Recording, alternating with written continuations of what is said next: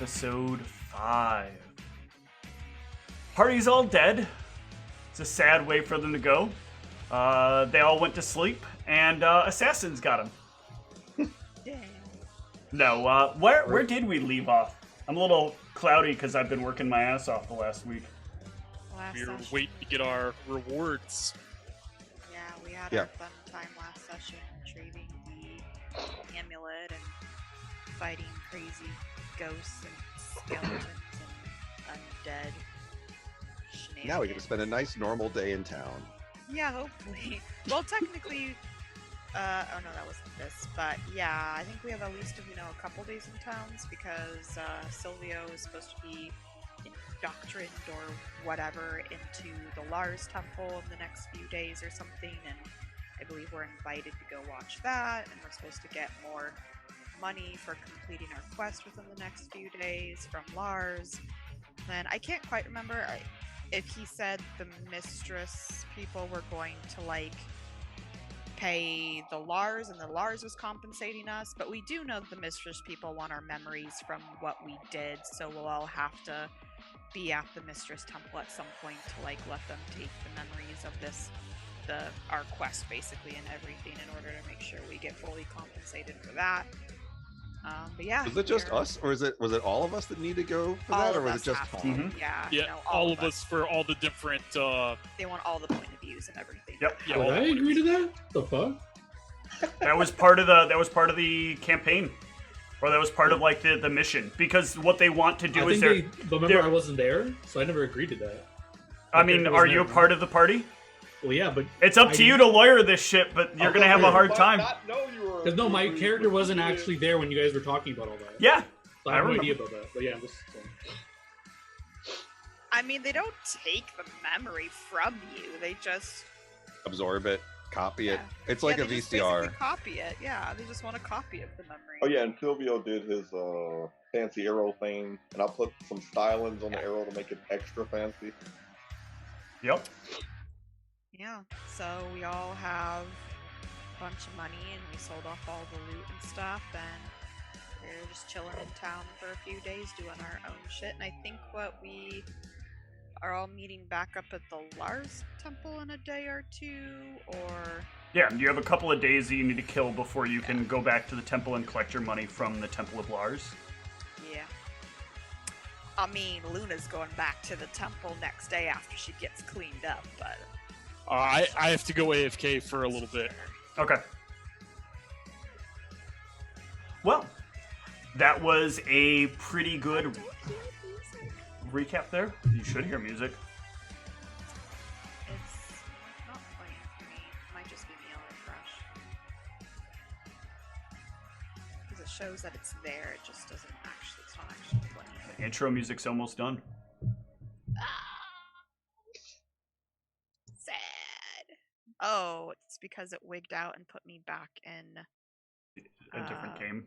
Yeah. Gotta love when it does that. Yeah, relaunch Wicked Winds. Rip. All right. So,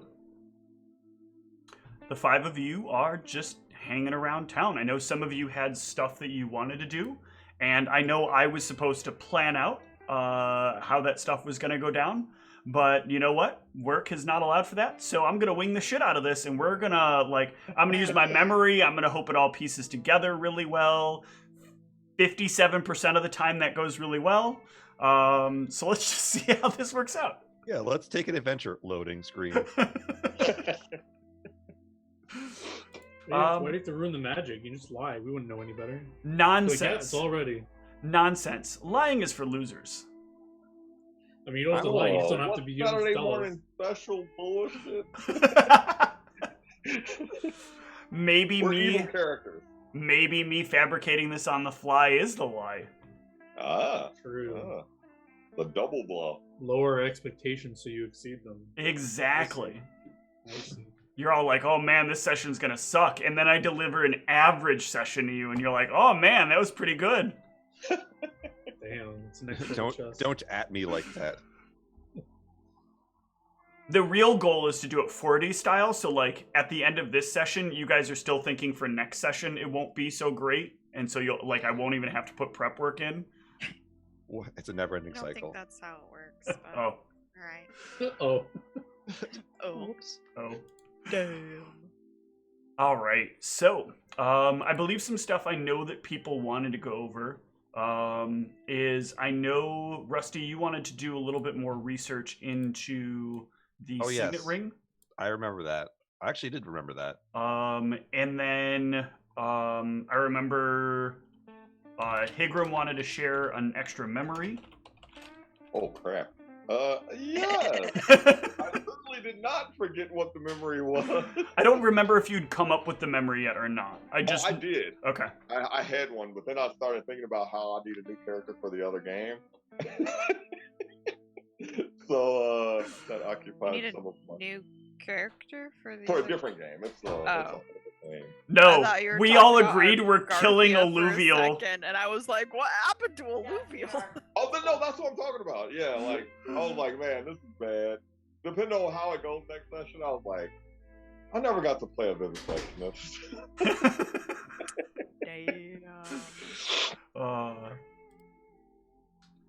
And then from there, I did not take down really good notes at the end of the session because I know I was starting to break down a bit. Towards the end. There's my stuff, but I mean... Yeah, your plan was to... You had that new book that you wanted to have checked out, right? Yeah, and also check in on the scroll that I had her looking into as well. Yeah. Yeah, and then just to bring as well, when I check in with her, bring that book to let her look at it as well. Yeah. And then how about for Luna? I mean, I just want to go meet up with this Lars dude and then probably go back to my temple and just do normal temple shenanigans. All right. Meet up with Dragu. And what about you, Silvio? For what we're doing for the day? Or... For the next like day and a half before you go back to before you've got like stuff at the Lars temple. I mean, yeah. Were we getting the rewards today? Or... No, the rewards will come during your ceremony, basically. Okay, yeah, just like training or whatever then. Okay. All right. So let's pick who's going first in random order, excluding John since he's very clearly over there typing away at his job.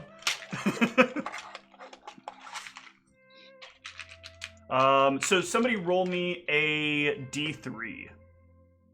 Dealer's choice. So you gets it first. The race. Dang. All right. Looks like two of them speak. Higram, you are up first. All right. So first thing I want to do, I want to go back to the pawn shop. And talk to Lorian. Florian. Yep, it's with an F. Oh wow, I had his name wrong. Okay. No, you were close. That was really close. So that was easily a misspeak on my part. Hello. Oh. Hey, how's it going? Remember me? I do. So, I was wondering if you'd be interested in a business proposition. I'm always listening. I'm gonna set a vial of holy water on the counter. Would you be interested in buying this? Do you make it? I can. And you are aligned with what religion? None in particular. But it still works all the same. No, that is something that I like to hear. It is frustrating that I tend to lose types that happen to have these sort of resources. And I know it's very simple for people like you. But there are lots of people who ask, what church blessed this? And I don't ever answer which church, but I do answer which church didn't. And if I have something where I can promise them that the church they dislike did not, well, that is a great value to me. So, my next question to you is, How frequently do you think you could provide me with these things? Depends on how taxing the day is. I do work with a group, and we tend to go out fighting and exploring and things like this. Assuming that it continues at the pace it's been going, maybe 2 to 3 a day. That could work. Some of my other resources are only offering me 1 or 2. Having a couple of extra would be good. But if I make this deal with you, I must make sure you're aware. Don't go killing your competition. Oh no, of course I wouldn't. I never even thought of it. I need sideways. I need their business just as much as I will need yours. I see it. But let me see. I have done a few of these before, and I think I can work you out a fair deal. One moment while I look at the total amount of money I could provide you for this.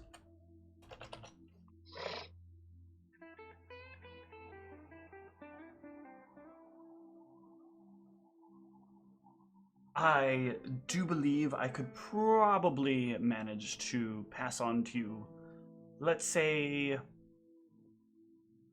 I want to be fair, but I also need to make a profit, you know this, and I know you're just using magic you have on reserve. Of course. So let's say I pay you 12 gold for it. For each? For each. That sounds fair. Would I be able to No, this isn't something I can do yet. In the future, what if I could shape the container that they're in to the different gods? You think that would make a better marketing scheme? No, I worry that would annoy the gods. The gods don't like it when non-followers tend to shape things for marketability. Yes. But I think we have a good arrangement here, if you'll agree to the 12. Yeah, that sounds fair. He will, reach down, pull out a piece of parchment, and he'll write some stuff down. And then he'll turn it to you. It's a really, really baseline contract that you agree to sell him holy water at 12 gold each, and that you agree that this is holy water that you have produced. It does not come from a temple. I'll sign it. Okay. Well, do you have any with you now? Let me check in my bag. And by that, I do not mean my characters. I actually have 4, I can tell you.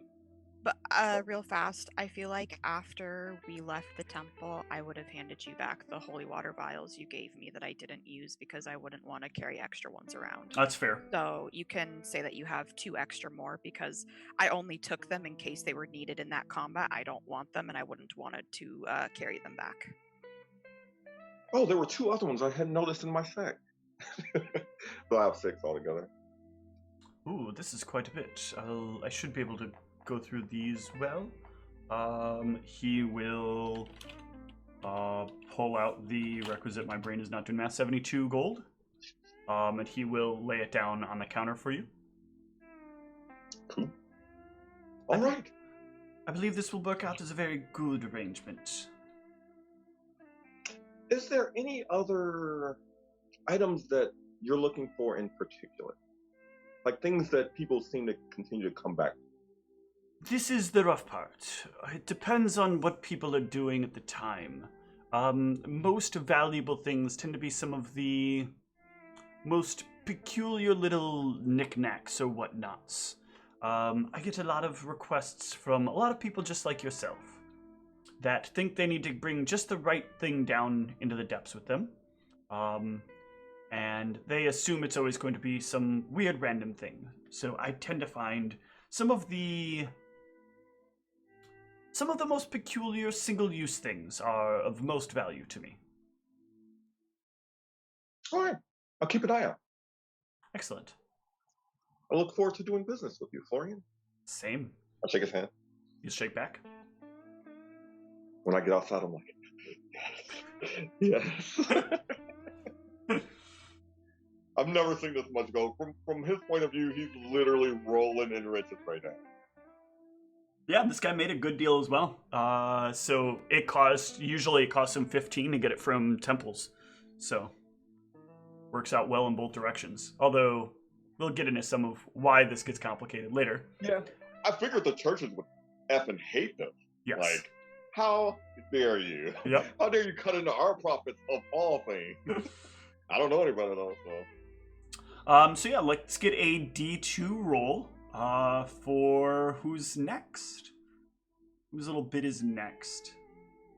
Stealing a little bit from John here. And his love of making people roll dice. Alright, well. That will put us at Luna. So, Luna. You are heading back to the Temple of Lars. Dragutin is actively sparring when you arrive. It's one of his hobbies when he knows he's not got anybody coming in or likely to have anybody coming in. So in the temple, there are these very large circles that they have in various spots. And these circles allow you to fight amongst another person. But once someone has been taken down, the circles are able to bring the person back up. However, like in some intense fights, you've like heard a lot of screaming and seen lots of like splatters of blood just in the background of the time that you've been here. Give me a knowledge religion check.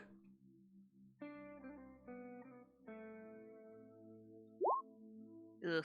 I mean, an 11's enough. This is a pretty basic thing. You would know that a very quick and easy way for someone to lose their life is to try to join the Temple of Lars and take on someone bigger than them, and get like knocked out in the first couple of rounds or with a single hit.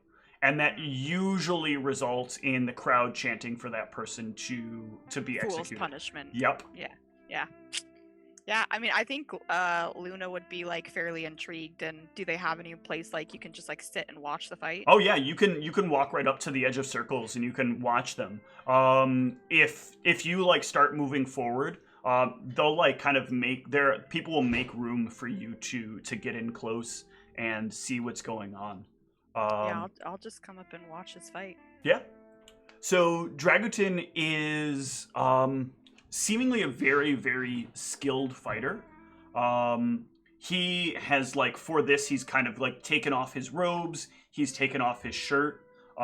He's also like taken off his boots. Normally when he's around the temple, he'll have like these really massive boots on that kind of come all the way up to his thigh. And he's got like these like sort of long flowing kind of they're not like pants, they're not shorts. What the fuck do they call that? Shorts? No. I don't there's a term. It's not really capri because it's really loose, it's really flowy. Gotcha. But he, like, in the ring, all of this stuff is, like, laid off to the side except the pants. And he is a very, like, hand-to-hand combative person. The opponent he's facing brandishes a sword in their hand, a, like, big two-handed sword. And they keep making these rush attacks. And he will kind of, like, lean out of the way and like get them by the throat or by the shoulder, and he will start to hold them there, and he just like closes his hand around whatever part of the body that he's grabbed, and you can just hear like the most like crunchy of sounds underneath his fist as he squeezes these people. Damn. And you watch like he all in all wins a lot of the matches he's in, but from time to time you'll notice like he'll make a mistake that looks probably like he's doing one of those like very arrogant kind of things where he like assumes the person is going to do something, so he like stands there like ready to take something, and then they do something completely different and get him unaware, and manage to like get him in an awkward position. But he wins most of the time. And after a few matches, you'll notice he finally catches notice of you, and he will finish up the match, and he'll just kind of wave the person away and move towards you at the edge of the circle. Oh, I see you're finally here to take advantage of what I was offering. Yeah, and I got an entertaining show in the process. Oh, did you like? These people are... they need work. Yes, seems like that, but it was fun to watch. Are you the type that likes to watch? I mean, the right thing, maybe. More importantly, are you the type that likes to be watched? Potentially. I have a lot of money I could give you if you would help me reward a few people here. In what kind of way? Walk with me, talk with me. Sure. Many of these men that come in here, they are brutes. They want to fight. They want to be champions. But they lack what it takes to be a champion. They have not yet tasted the victory. Without tasting victory, you cannot yearn for it properly when it's taken away from you. It is one thing to say that you want power when you've not had it, but it's another thing to have had power and then lost it. And I think that someone with an interest in doing these very experience-driven things could teach a lot of very good experiences to my men. Perhaps you find the fancy of some of them. Perhaps you give them a good time. Then perhaps you find fancy in another one, and you make it so that they can catch that they have fallen out of your favor. They can experience victory, and then experience loss. And that will make them crave victory that much more. Interesting way you guys go about things here, but, I see nothing wrong with that. Good. Well, let me test your worth. And I'll determine about where your first mark could be.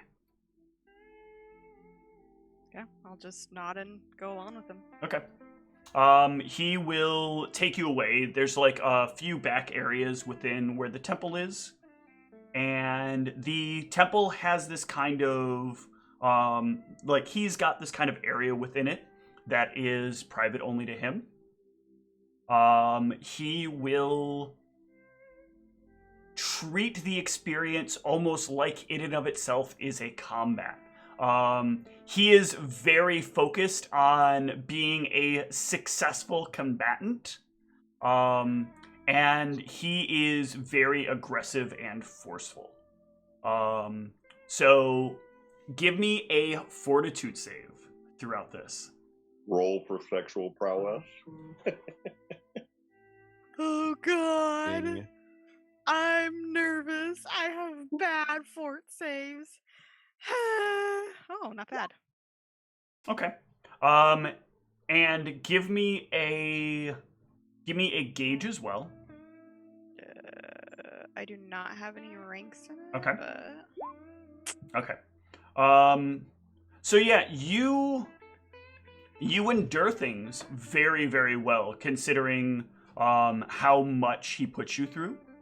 But in the end, he doesn't seem like he doesn't enjoy it, but he seems like there's something else on his mind afterwards. But you can't quite understand what. I think I know who to to have you deal with. But perhaps when you're doing these things, remember, they want to feel like champions. And if you come out okay, they may not feel like a champion. A champion wants to see his conquest lying at his feet. Empty, weak, pitiful. Do you think you can make a man a champion? I mean, I might have to bluff a little bit, but I think so. We all tell the lies we must tell to make things right. Alright, I get what you're saying. And by the way, there's something on the table next to you that you should take before you leave. We don't want any problems. Okay. I'm gonna look at the table like, what the heck is he left there? Yeah, there is a small like candy that is there. This is basically like world's birth control, isn't it? Yes, it is. Great. Nice. All right. Yeah, I will. I probably should have had you take it before, but we'll see what happens. That's always a good sign. Anyway, your mark. There is a relatively young one that I think has promise. I think he has very good promise. But he definitely lacks an understanding of what it means to lose power, to lose greatness. He seems very interested in those of your type. If you could give him a good time for a while, make him yours, then I'll let you know when it's time for your next mark. Okay. His name is Yakov. Okay. That reaction.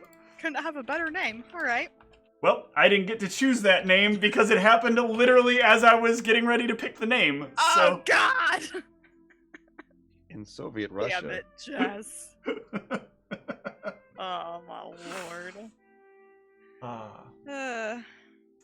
All right, so we will come back to that. Let us jump now to Rusty. Rusty, you've got a little bit of info on this signet ring. You've got kind of an area to start looking around in. Let's see a little bit of that good old-fashioned diplomacy to gather information. All right. Diplomacy to gather information. All right, so not great, but still something.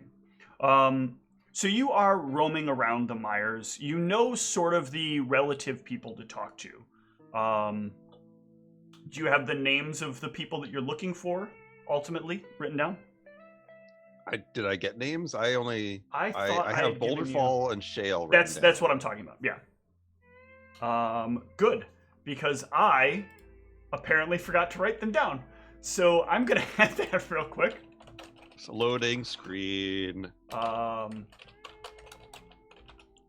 So one of the things that starts to happen is you're kind of roaming around, and in this city, dwarves don't take well to people that aren't dwarven. There is a lot of this kind of like visceral disinterest for people that aren't dwarven. But there are still some non-dwarves that live within the Myers. They either work as like messengers to dwarves, or they'll work as some sort of like house assistants to the dwarves of the Myers. But the dwarves prefer as much as they can not to deal with people, especially human people. Well, I guess when I am out, what I would do is if I know that when I'm outside somewhere that I know to be the place I'm looking for, I would like to drink a disguised self. Okay. Can I disguise myself to look like a You absolutely can. You can use a disguise self. You can. Is there a specific dwarf you're going to try to look like, or are you just kind of like going to try to makeshift what you're going to look like?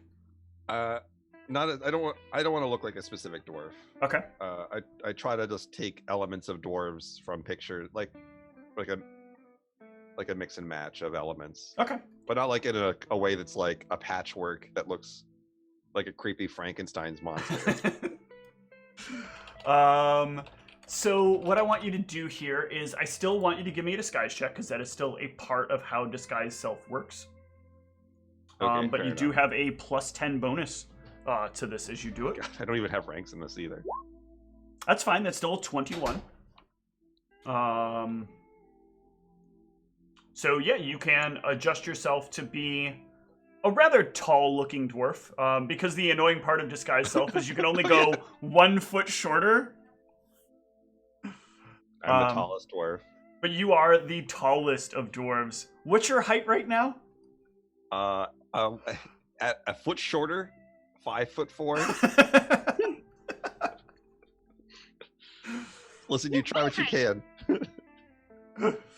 But you broaden yourself out quite a bit. You look like you could be somebody who's like half orc, half dwarf. That works. And you can roam around. With this, I will give you a reroll on your diplomacy. Sweet, I will take it. Well, sometimes the universe. I probably should have used inspiration on that one. Damn. I don't remember. I don't think it has to be called beforehand. I think I do, but I totally forgot. I was like, oh, I should have done it before the second one, and then I forgot to say it literally the second time.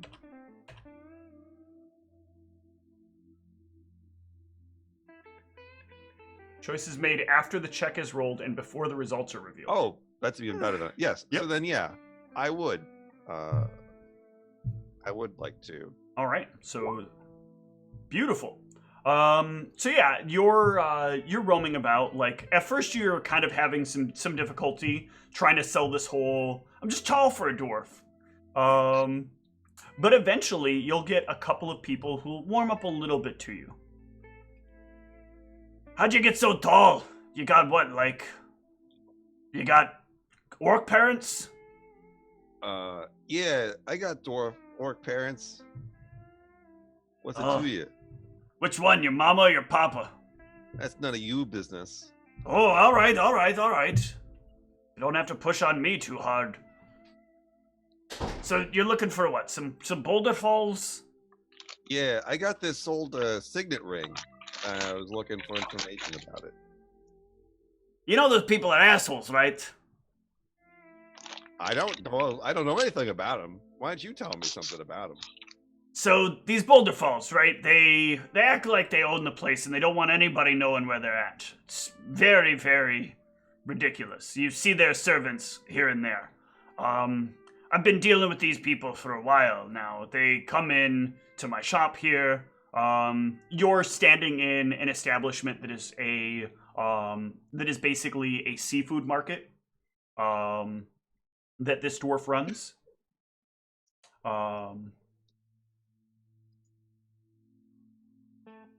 What sucks is they seem to act like they deserve whatever they want. I go to grab them a cut of fish, I set it down, I offer it. They say it's not good enough, so I have to turn around, get another fish, and put the fish down. And I do this like 20 or 30 times before their servant. Like their servant knows anything about fish. He's just some stupid human. He doesn't know the difference between a cod and a salmon. For all he knows, it's all the same fish. Yeah, that's not. I see what you're saying. They sound totally. I don't know what's the word I want to say. They're ignorami. Yeah, that's what I wanted to say. You took the word out of my mouth. Good. It's good that I can reach up there to get it. So yeah, they come around here like, I'd say probably about once a week. About twice a week. They're usually, what is it, 3/7ers, I believe is the term people are using now. Here on the 3rd day, here on the 7th day of the week. Yeah, of course.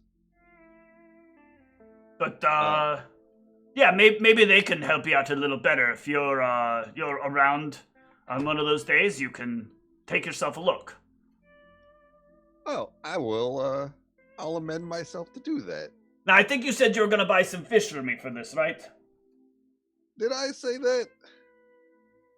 I guess I'll buy a fish from him because he gave me some information and... All right, 2 silvers. All right, great. Thank you. Oh, since I got you on the you didn't actually offer to buy me a fish, but since I got you on it, I might as well pepper this in. Come around in like the right before second sun's rise. If you come in right around then, he's usually like clockwork. 3rd day of the week, second sun's rise, you'll find him every time. The man stinks to high heaven of what I'm sure he thinks is a great smell. The man smells preposterously like blueberries, and it makes me retch every time. I don't know why anyone would want to smell like sweet berries when they could smell like musk, like any real man should. But humans do human things. They sure as well do. You got a funny accent, too. That's how I was raised.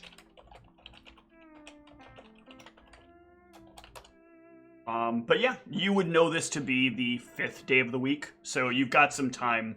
You can either try to scout him on the 7th day, or you can plan like specifically around what you're going to do on the 3rd day. So you said he comes what? The 3rd and the 7th. So there's 10 days in the week. He Right. comes on the 3rd day and the 7th day. He's a 3/7er. That's kind of a term for like people who do things on a heavy schedule that's in the middle of each week edge. It's hard to. I realize that I made it more complicated. It's simple when you live there. It's not simple when you live outside of it. But basically, the next day he'll be back is on the 7th day of the week. And that doesn't conflict with the current plans that I have? I mean, if it doesn't conflict with the current plans, I'll try for the sooner one. The 6th is when you're doing the induction thing, and the 7th is theoretically a free day, but nothing's been set in stone for that yet. All right, well, I'll plan for the sooner of the 2 days, and then if I miss him, then I can always try the later of the 2 days. All right, and Felix. How are you doing there over on your ability to break away for a moment? So you got some stuff you want to bring over and check in on. Mm-hmm. And you can meet over Elizabeth Spiros. Felix, you've come back. Yes. I trust you found some good news for me? Nothing yet. This is still difficult. We're having a lot more trouble than I expected getting into it. In fact, did you know it's trapped? I thought I had my friend check it out, but I thought he said it was all good.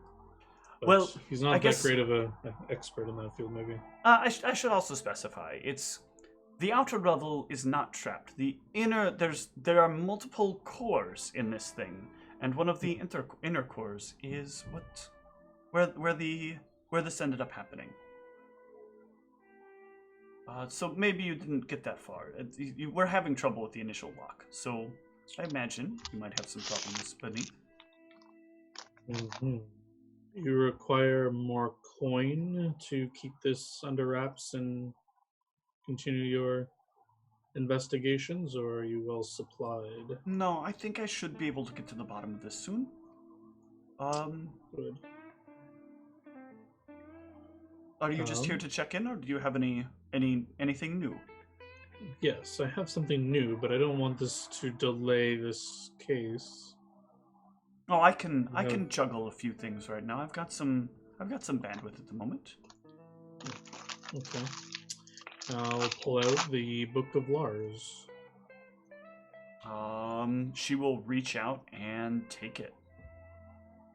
Where did you get this? You know, in a cave of sorts, underground area. Some work I'm doing with some friends I've met. Came across it. You're still looking for who I think you're for the kind of thing that I think you're looking for, that we talked about, yes? Of course. She'll set down the book on like a specific page and she'll walk over to her shelf and she'll pull down another book and like flip through something. And then she'll lay it down.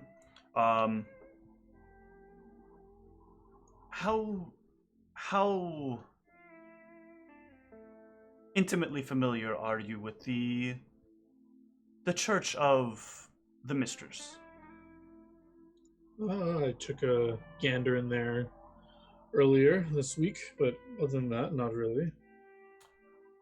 She'll walk over to the book and she'll point to one of the entries in the book. The entry is for a gentleman by the name of... don't go by a name real quick.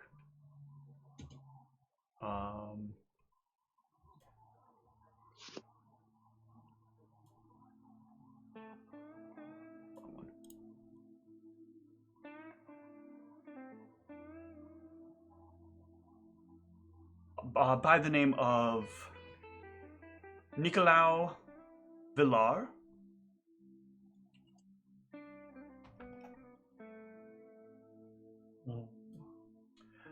This was a...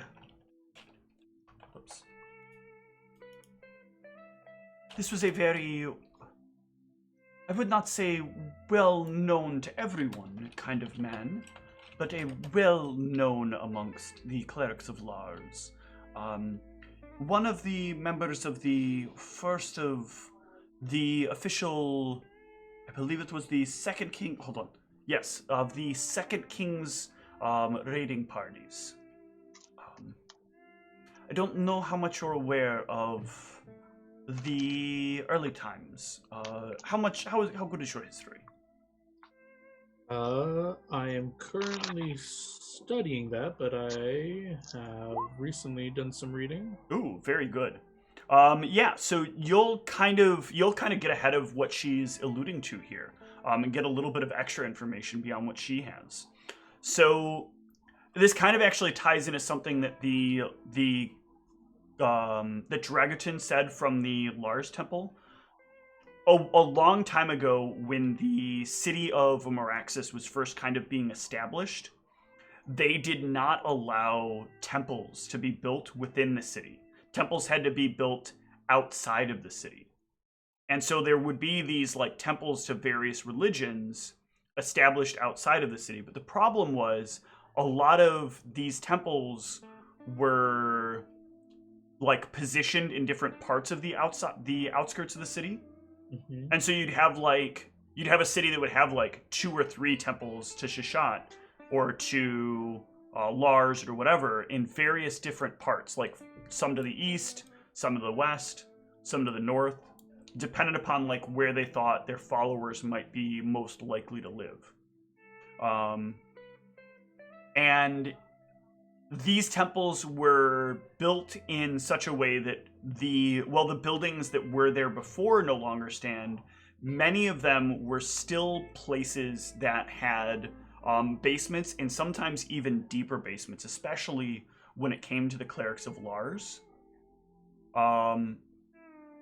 And very specifically, one of these temples had some followers that used to sort of come and go there.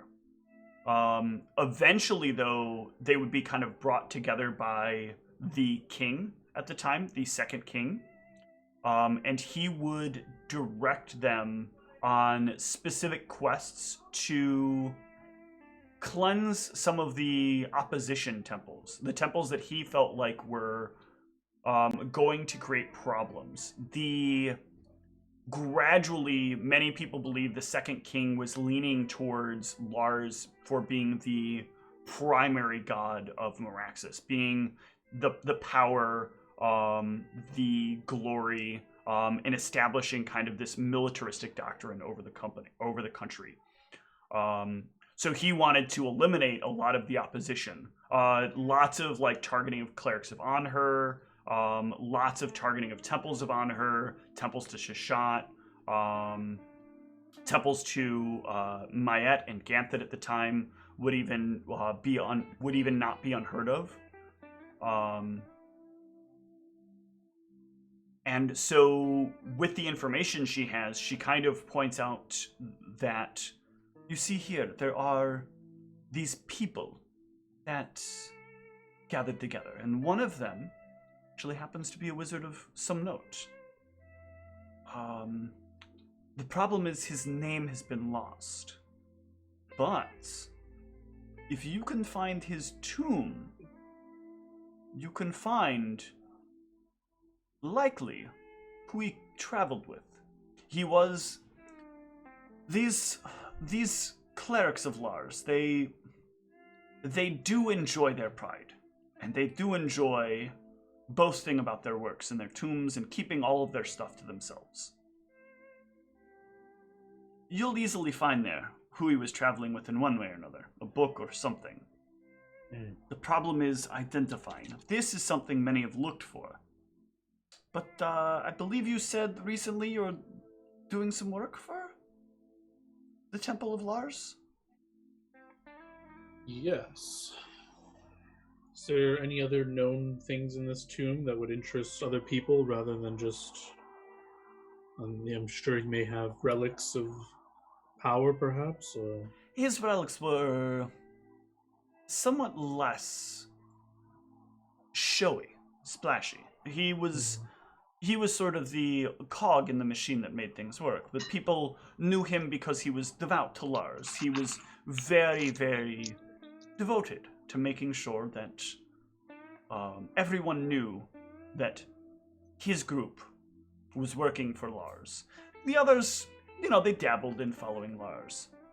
But I know something very important that isn't here in these books.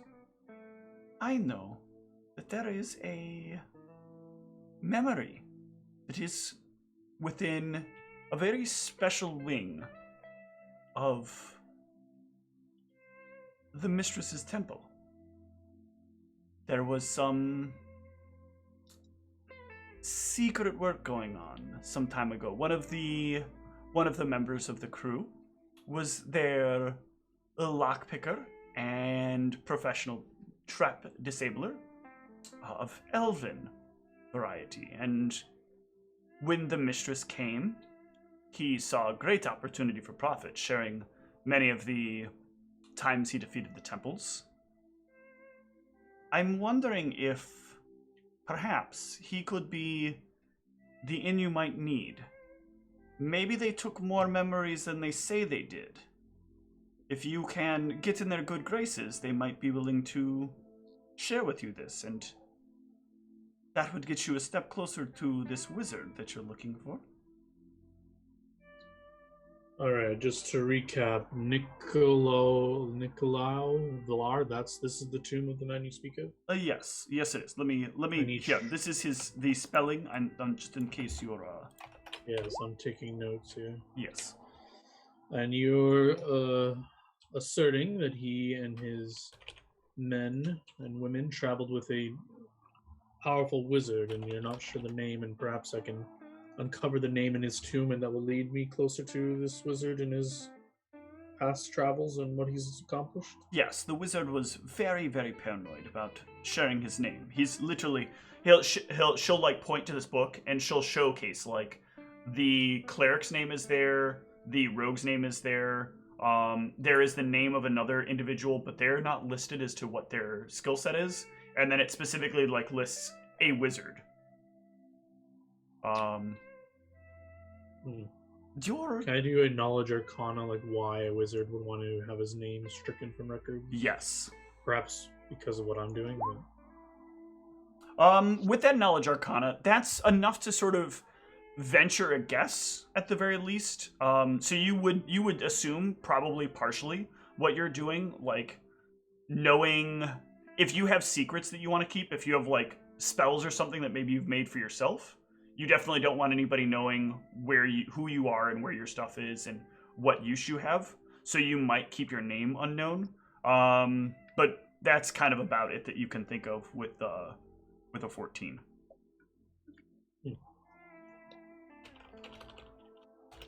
Fascinating. I will try to have this looked into. I hope this is helpful. I'll continue to study the book a little more, but this one caught my eye very, very brightly. Mm-hmm. Yes. Let me know if anyone comes asking around what you're doing, or if you need any more funding. I'll reach out to you if anything comes up. Excellent.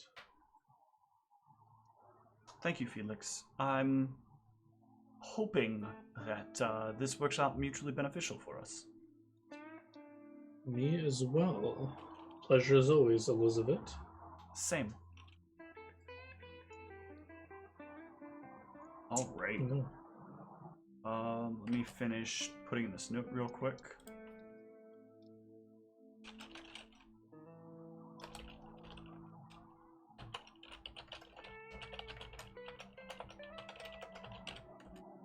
All right. So the Silvio, your training will, as always, go very interestingly. You are considered a relatively new and still not fully indoctrinated member of the temple, and getting hazed in combat is pretty regular. Give me some gauge checks throughout the course of what you're doing. Yeah, just like one, or give me 2 gauge checks.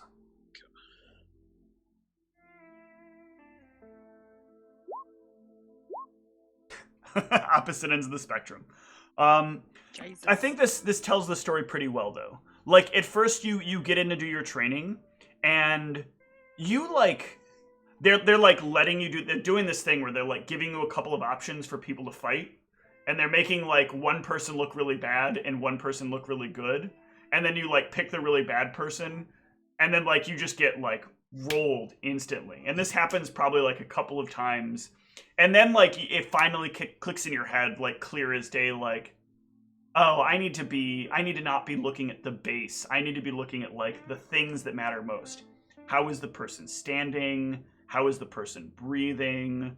And so when they tell you to pick somebody, you'll make a motion with your hand, or you'll quickly take a step a certain way, and you'll gauge some of the reactions of what they do. And all of a sudden, you start picking better opponents, until you realize they start stacking the game against you, where they start kind of dealing you a deliberately increasing difficulty of opponent to defeat. And by the end of it, you've been knocked down a few times, but you've done pretty well for yourself.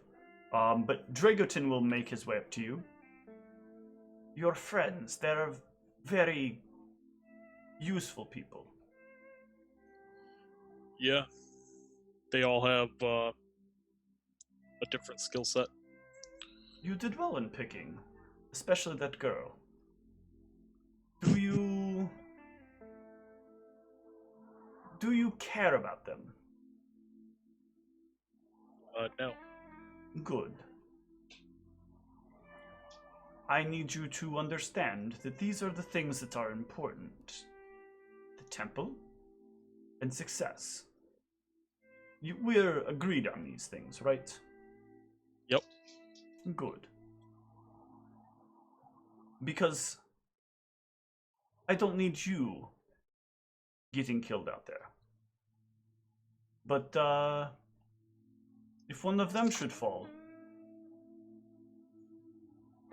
try to make a way that makes it easier for you to get away. Remember, you don't have to run faster than your enemy. You only need to run faster than the slowest person. And if you're not the fastest person, there's always a way to hamper the one that is.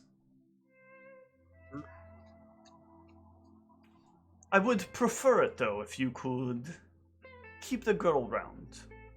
If things go well, I think she might give us a very good relationship with the Temple of the Mistress. But the others, especially that, they're all frail. All the rest of them are kind of frail, except the little one. The little one's less frail than I would have thought for his height. But you can get, if you're ever in a spot, remember, the ones that unlock the doors and the ones that wave their hands all the time, they're the squishiest. They make the best bait.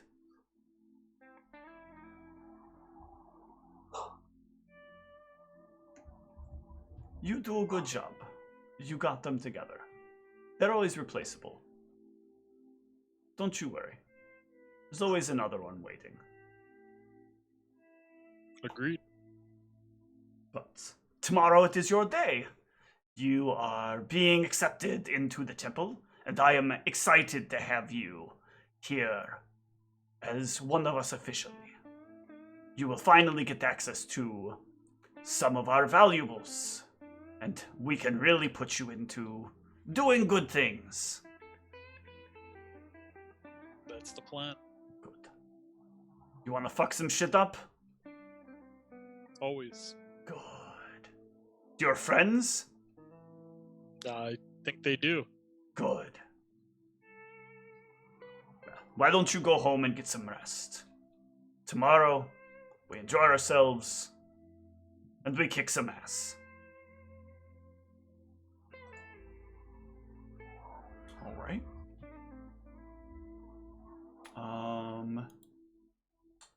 And I think for now, we're going to take a short break and move into the next day, unless the 5 of you want to get together, but I don't think you had any plans to get together. Unless you were... well, we had the magical sword to sell. Okay. I didn't know if So you were that going was to do probably that at the something same time. Yeah, sorry, because we were on the next day. So yeah, so that was something I was going to prepare, identify, and see if I can identify that weapon. Absolutely. I do remember that. And I I'm can gonna help try and learn appraise some it. scrolls. Yeah, so. No problem. You can do that if you want to give me the requisite checks while I am pulling up the details of this sword. Yeah, so I mean, I think I have to technically be doing detect magic first, and then... No, identify is as you don't detect need magic, it. but Okay. yeah. Yeah, you're right. So then... What am I rolling here? What is... Oh, Rusty, what is that appraised for? For the sword, just to know about its value. Okay. To identify the properties and command words of magic items. Okay, so I get a plus 10 to a spellcraft check, so just roll my spellcraft. Plus 10, so 25. Let's see. Let me double check this. Hold on.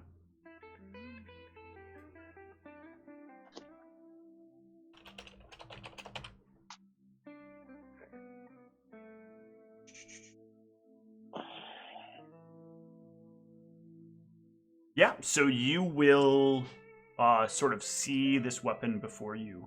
How do you like prepare the area for this? Because identify is a pretty important spell. It takes quite a... Oh no, I guess it's only a standard action now. That's changed quite a bit. I forgot about that. But where are you doing this? Are you doing this in the temple, or are you doing this with the rest of the party around? I feel like I would do this in the temple, and anyone who was like interested in being around while I try to identify it, I tell them just to like meet me at the temple, and I'll do it there. But I think I would do it in the Mistress Temple. Okay. So yeah, you can like be doing this. A couple of like other miscellaneous people from within the temple will kind of gather around as well to look at what you're doing. And your eyes will fill with the light of curiosity that comes from casting the Identify spell. And at first you will immediately start to see the weave that wraps around the weapon. This weave is, I believe, of a transmutative nature. No, of a conjuration measure. I'm sorry. You'll see that it kind of like binds around the blade and around the hilt, kind of like wrapping around it like cloth would. There is, of course, beneath it the natural level of. Why are you being such an ass, King? Ruining the immersion I'm trying to set up here. There is the natural, like, lower level of transmutation with this conjuration kind of layered over top of it. And as you focus on it for a little while, you will start to see some of the ways in which the properties of this kind of coalesce. You'll notice that the transparency that you see and the like kind of cloth-like layering of conjuration, that conjuration is creating a sort of bond between this weapon and the ethereal plane. This weapon is a ghost touch weapon. Makes sense. It can be held by incorporeal creatures and can deal damage to incorporeal creatures just as if the ghost itself were corporeal. Nice. It is also a +1 longsword by itself. So basically it's a +1 ghost touch longsword. Yes.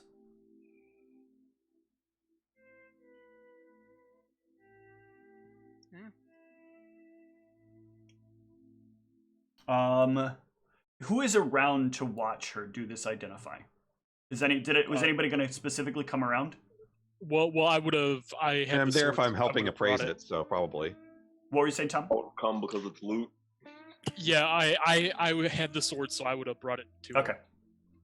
If she made it known when and where she was doing this, I would be there. Yeah. Yeah, I mean, I was pretty clear. I was saying, like, I can identify the weapon.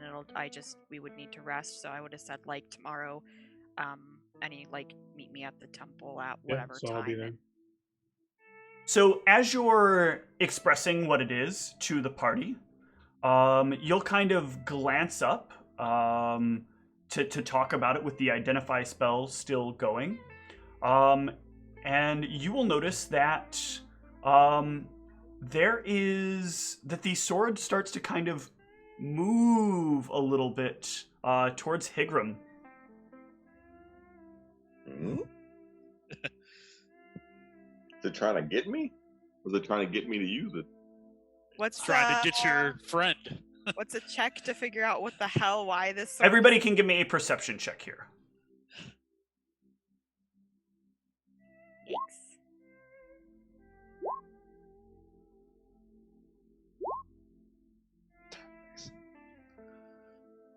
So, Felix and Silvio, you'll notice it's being held, and it's moving in a way that makes it look like someone is like kind of grabbing it and holding it. As like it moves through the air, it turns with the like apex of it being where the hilt is. It's not like the item is being kind of moved through the air evenly. It's moving like someone is carrying it. And they are carrying it and moving with what looks... Give me a gauge check, actually. If either of you have it. Well, I didn't see it. So Right, those of you that saw it. Can I saw it, right? Can I? Oh yeah, you did see it. Go ahead, Rusty. You can give me one as well. Yeah. So Silvio and Rusty. Rusty, you like are kind of looking at this and you're like, it seems very focused on Higram. And Silvio, you'll recognize that like it's starting to move in that way, like somebody who's getting ready to like prep to take a swing on Higram would do. Well, I have a ghost touch arrow, so I'm gonna shoot it at this thing. Okay. Make your attack roll real quick. Whoa, we're in a church, man. Yeah, he just suddenly like whips out the bow and like draws arrow and fires. Hold up! I had flurry on, so it's I That's only just hit the one arrow. Yeah, so- it would just be +2. So you take the shot, but it goes a little wide. Or it probably like plants into the floor. But even that is enough that the sword just kind of drops to the ground. And yeah, people around the room though kind of are like looking panic stricken, like, oh, what did he do? Why did he do that? The sword. Sorry, Anne had asked me something while you were describing what happened. So yeah, you fire and you like fire the arrow and it lands like into the floor near where this blade is. But either way, the blade still kind of like drops to the ground, and everybody just starts sort of clamoring about like, why did he do that? What is he doing? Why would he shoot a weapon in here? And some of like the clerics are coming to like help calm people down. At first, I'm confused, and then slowly recognition comes over my face, and I just walk away from the sword. Yeah. As I go to pick up the arrow, I'm gonna say there was some sort of spirit or something that looked like it was carrying that blade in a threatening manner.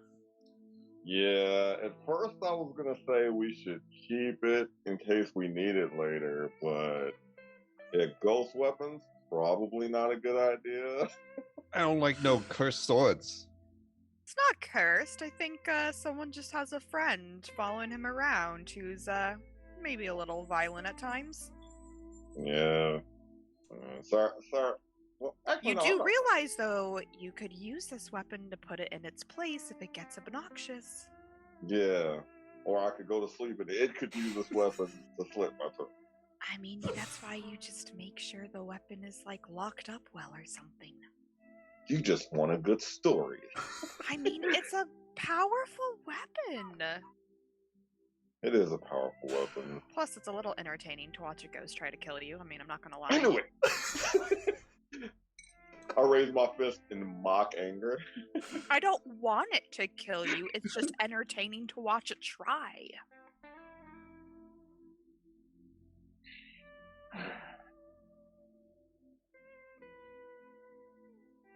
So I'm staying at least 10 feet away from the sword. Yeah. Now. One of the clergy members will come up to you, kind of saunter on up. That was delightful. Right? Yeah. You guys are a trip. You guys realize this isn't normal. Not me. I think you're more strange than I am. I don't know what you're talking about. It's just fun to watch new things happen, okay? Yeah. Your reaction to suffering is odd. A man? You didn't suffer. It didn't hurt you. It was stopped. What's the harm in enjoying watching? And a man felt ghosts? compelled to shoot an arrow in a room filled with people. To do what? To save your life? From what? Something we all couldn't see? Do you realize how astounding this is? I'm gonna hold out my hand. You owe me for the experience. First-hand experience costs double. Nonsense! You put everyone at risk by bringing your creature here. Yeah. I had to try, right? Always worth a try.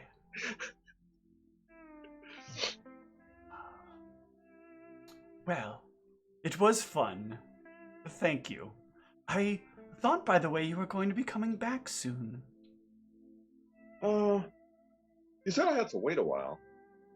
We are capable of receiving you whenever you're ready. We have made the appropriate preparations to take what you're giving to us. I'm gonna look over to the group. Well, actually, just would I know when we were planning on meeting for the That's tomorrow. tomorrow? So Yep. I do have time. Yep. All right, fine. Let's go. Excellent. Let us take you in as deeply as we can. Okay. I love my church's wording.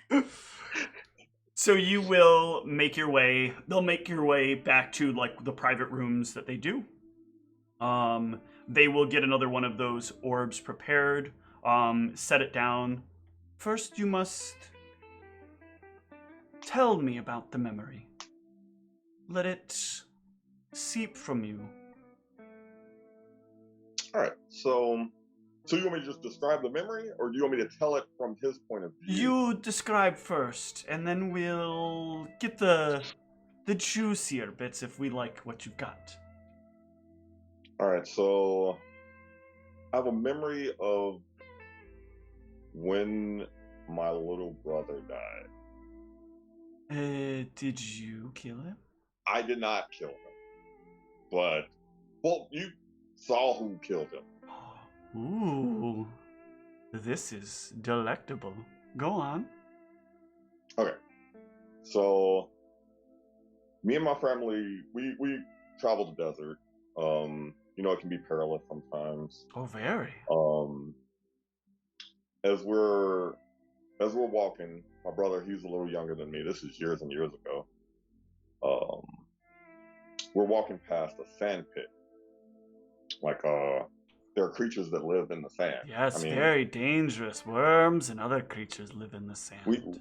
We know how to avoid them, but my little brother, he slipped and starts to fall in. Oh no! Oh. How terrible! When my father was going, when my father pointed out, I turned to help him, and in my panic, I dropped my shield that I was holding. Oh and instead no! of it falling straight down, it veered towards him and knocked him into the pit. That is so incredibly sad. I hate your face. I actually say that like he's so excited. It bothers me. Yes. Did it make you very sad too? That I didn't really know. This is when I didn't really know what was happening. But when the realization came, I kind of blamed myself, of course. I shouldn't have let go of the shield. I should have known better. Do you dream about it from time to time? Well, not that part. What came next was far worse. Oh! Yes, go on. So, I go to sleep that night with the family after everybody calms down and everything. And I remember my mother, I remember her hand on my head as I fell asleep. And I remember waking up alone. Oh. And that was the last time that I saw them. I'm so sorry for you. Still hate your face. I'm sorry. But you're just so interesting. Yes, we would like these, and we would pay you well for them. How about 50 gold for them?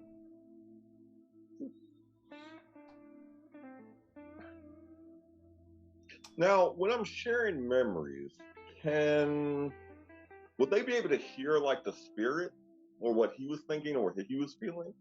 No, they can only hear what your active self can hear.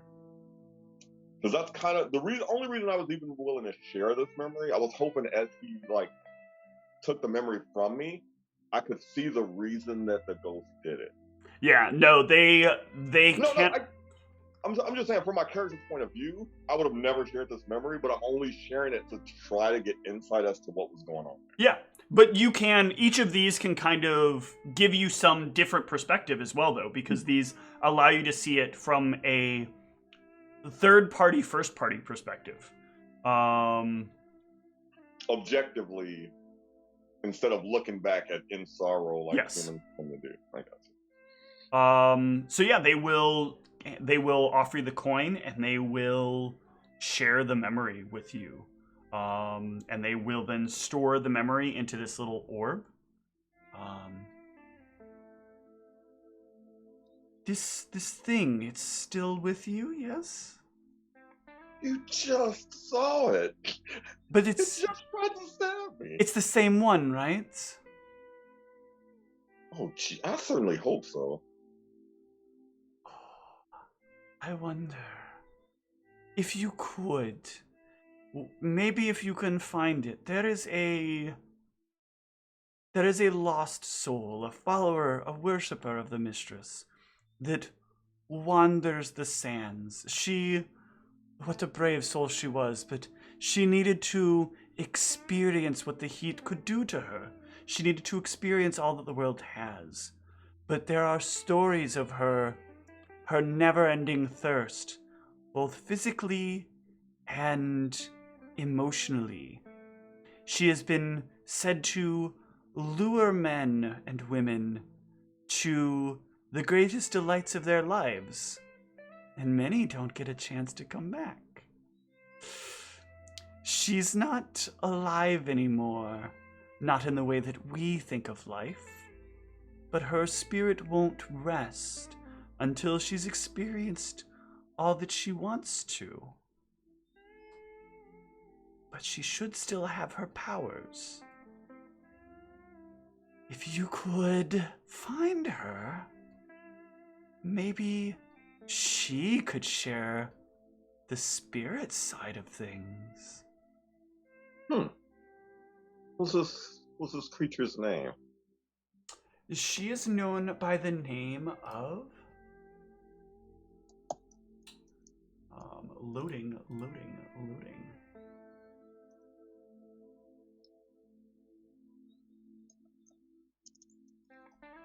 She is known by the name of Jonah Perriera. P-E-R. I'll put it in the chat.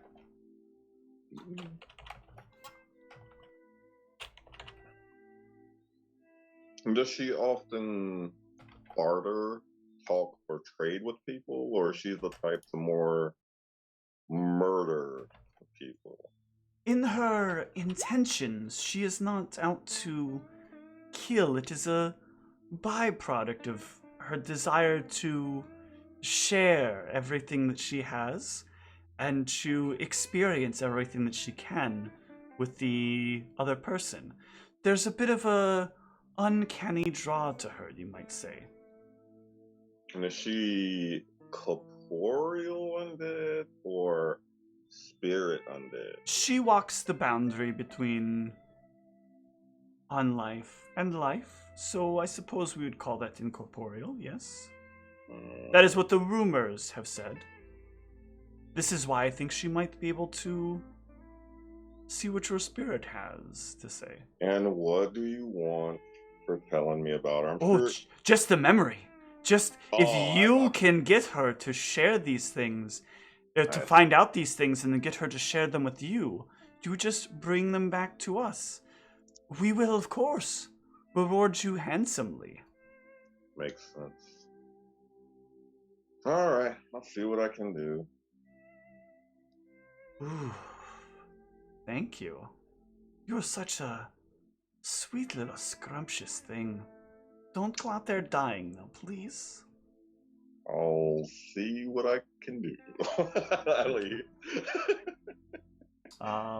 And with that, let us take our first break. Back shortly.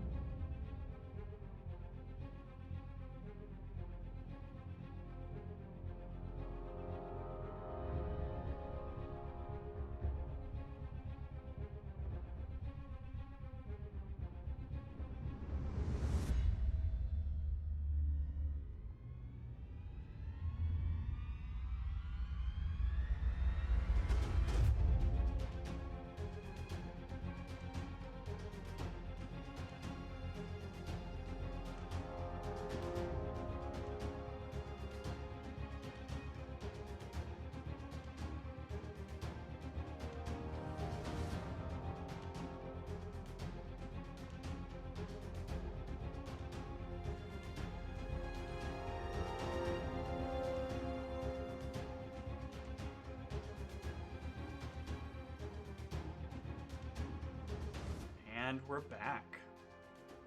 So, the next morning, I guess like next afternoon, the ceremony will begin. Get some different music going here. I should have thought about that, but I didn't.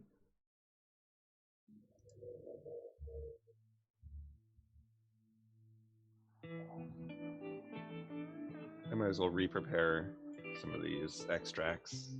Not really the track I want. Go ahead. Pick out what you're gonna do. I'm just picking it out. Yeah, what the heck spells do I want today? Does it even really matter? It might matter.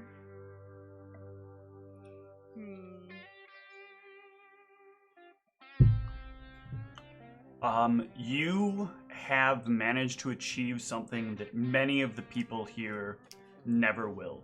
All of them seeking some easy way in or trying to figure out what the methods are. You put in your time and effort.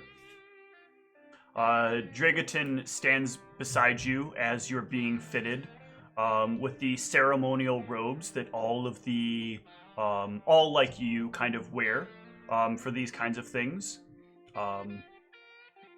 The like large symbol of the dark black shade on the back of the outfit with the outline of the gem behind it.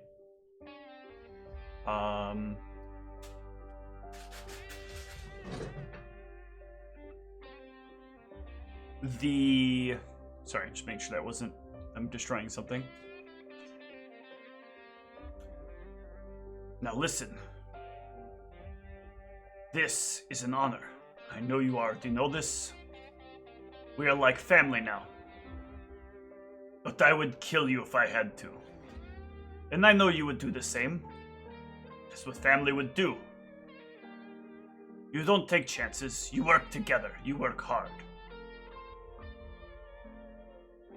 As you go out there, remember, you are a proud man. You could kill many of those that are out there, including, likely, those who follow you. Don't go doing that too quickly.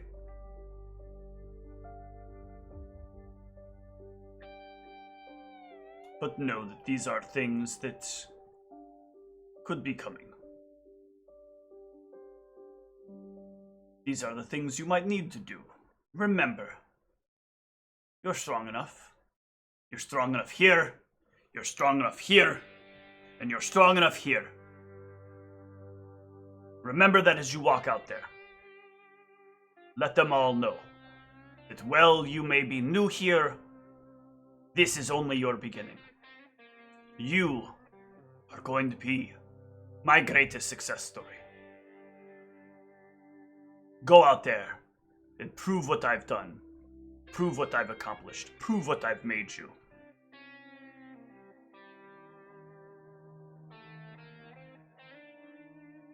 The four of you, as you kind of, are all of you in attendance? This is how you get paid. Yeah. I am at least. I would have gone. Okay. You are all standing out in the crowd. The crowd is kind of standing around. Each of these things there are a handful of people who are being brought in. Each one is kind of has a specific person who is accepting them into the temple. This is usually either a high cleric or some other high-ranking member of the order.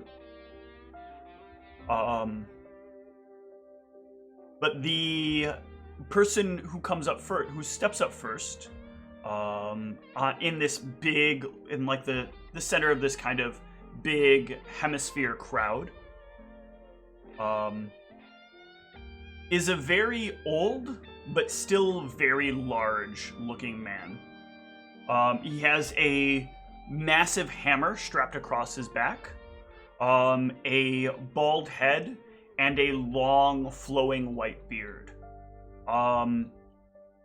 Easily as wide as he is tall. He looks very similar, actually, to the disguise that Rusty had earlier. Just much, much older. For a great many years, I have served this temple and its people. I have made sure that we are structured, that we are strong, that we are successful. And every day that passes, I watch as we do what we must. Things that the other temples would not understand. Not many of you know what it really means to have to choose the strong and the weak. But we do. So as you stand there and you prepare to celebrate the victories of these people, know that under their feet they will crush many who deserve to be crushed. For they are the weak. They are the worthless. They are the ones who would drive down the life you would desire. Those people need to be quelled, and these are those that will do the best at it, and will keep this city strong and safe. We have 5 new members who have achieved this great honor.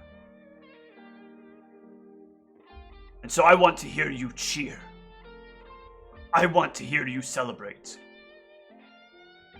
As we bring forward those who have made this great honor, achieved this holiest of rewards, and will fight and prove further the strength of the one God you know means strength. The strength of the Lars! It's always nice when the person without their headset jumps a little bit at the sound that comes from their headset.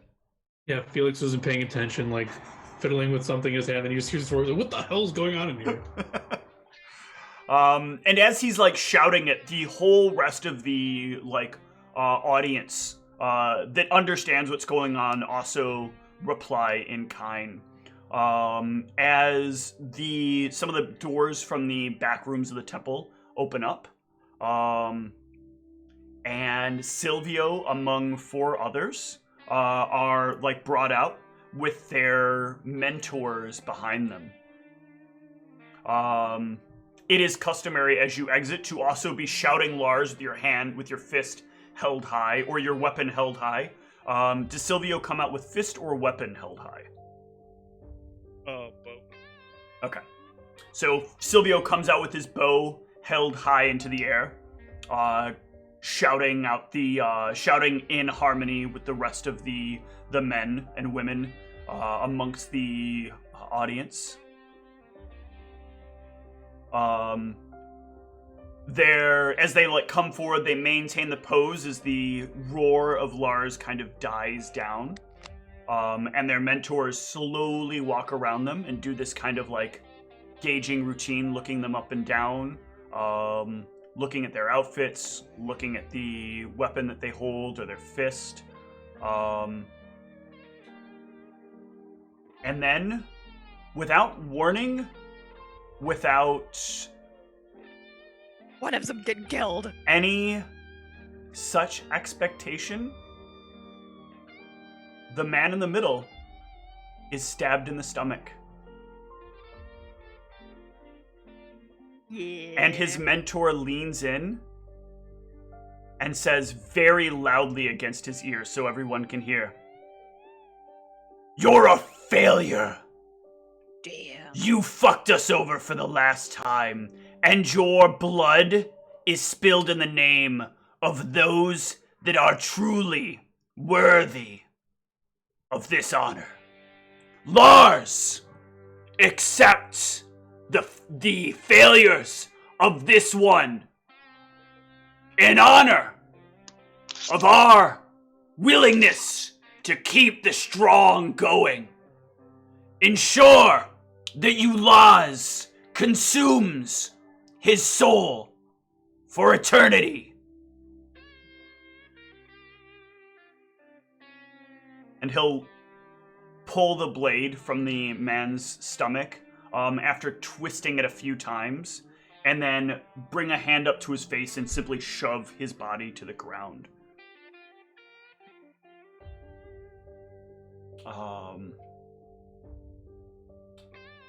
Can I get Silvio to give me a gauge check?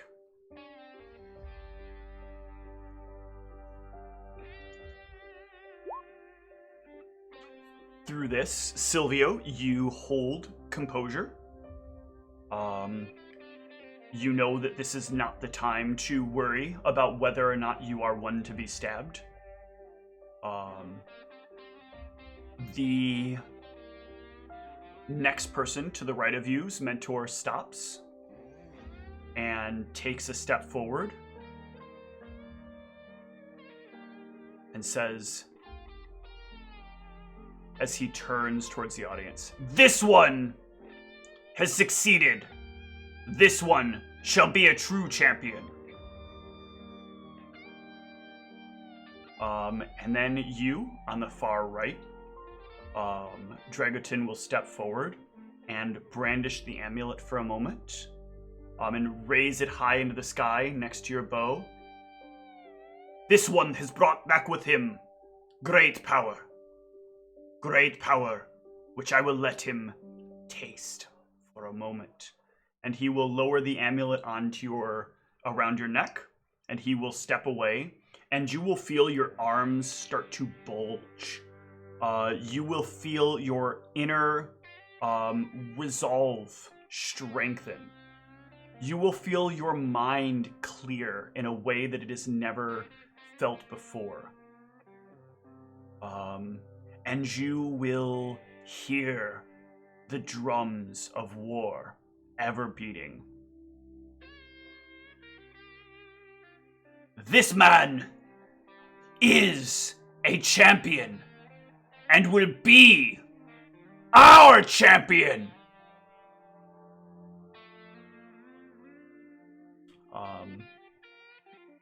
The crowd will let out another cheer in respect. The other two get a positive overall reaction.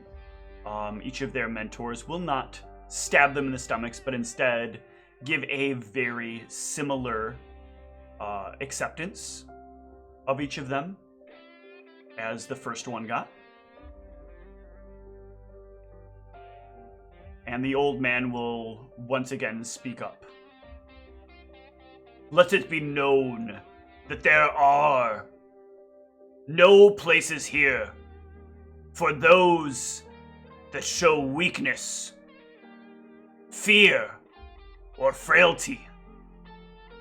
We are not a place to protect those that do not deserve our protection. If you need help, if you need aid, if you need protection, you'd better learn to find it yourself. We are champions.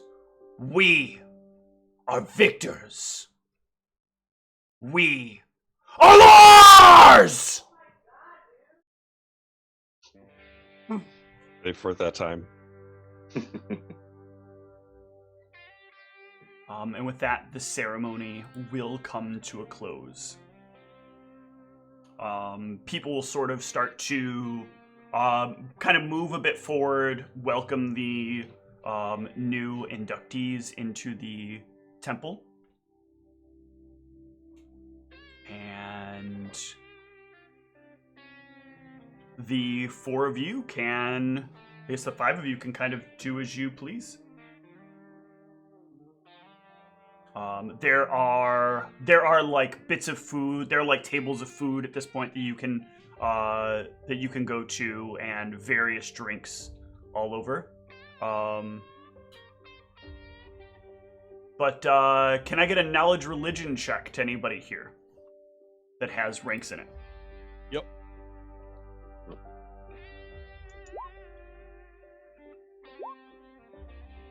So Silvio, you know, and Luna, you know, picking up a drink and starting to drink and getting yourself intoxicated is sort of like a trap. Because it shows weakness. Or it could be an excessive show of strength if you think you're particularly good.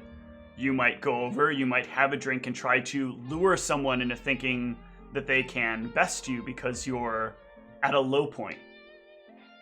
Then you show them what for.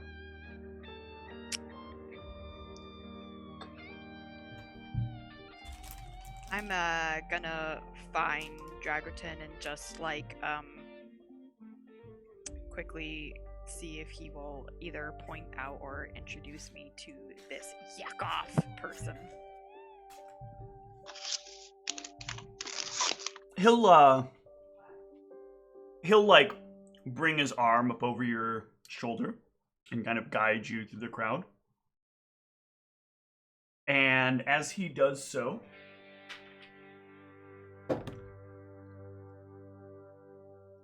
he will kind of like elbow into somebody who will like turn for a moment looking like really hot-headed, and Dragerton will just kind of like turn and stand over him like a full foot above him.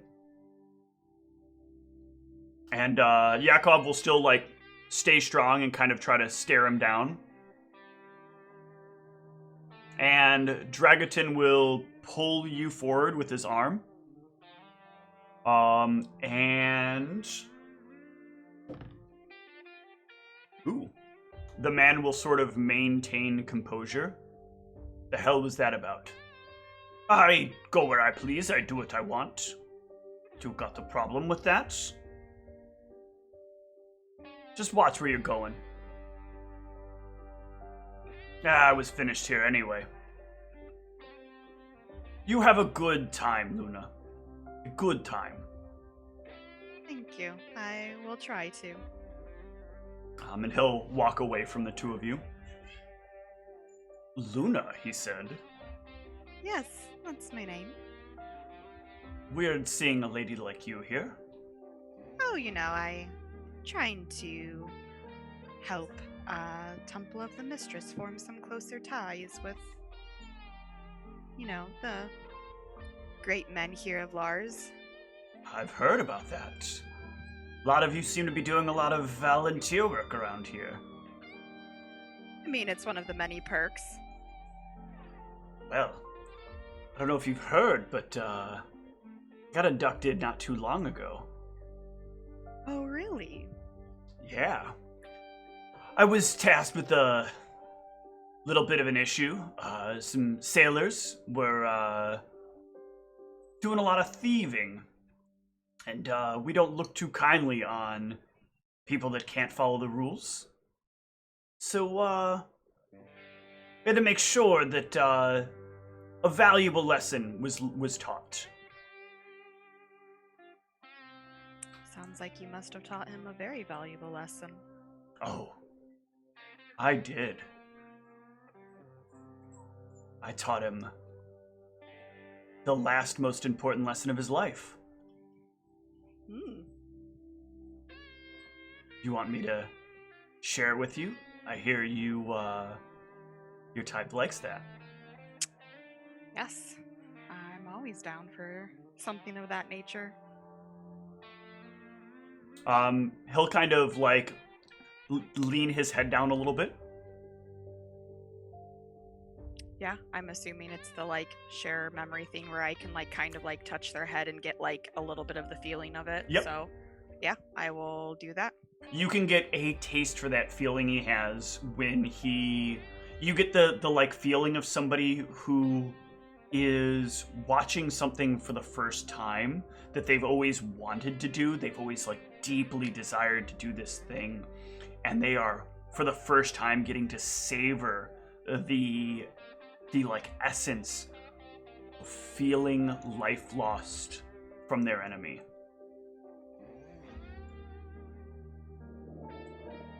Did you feel it?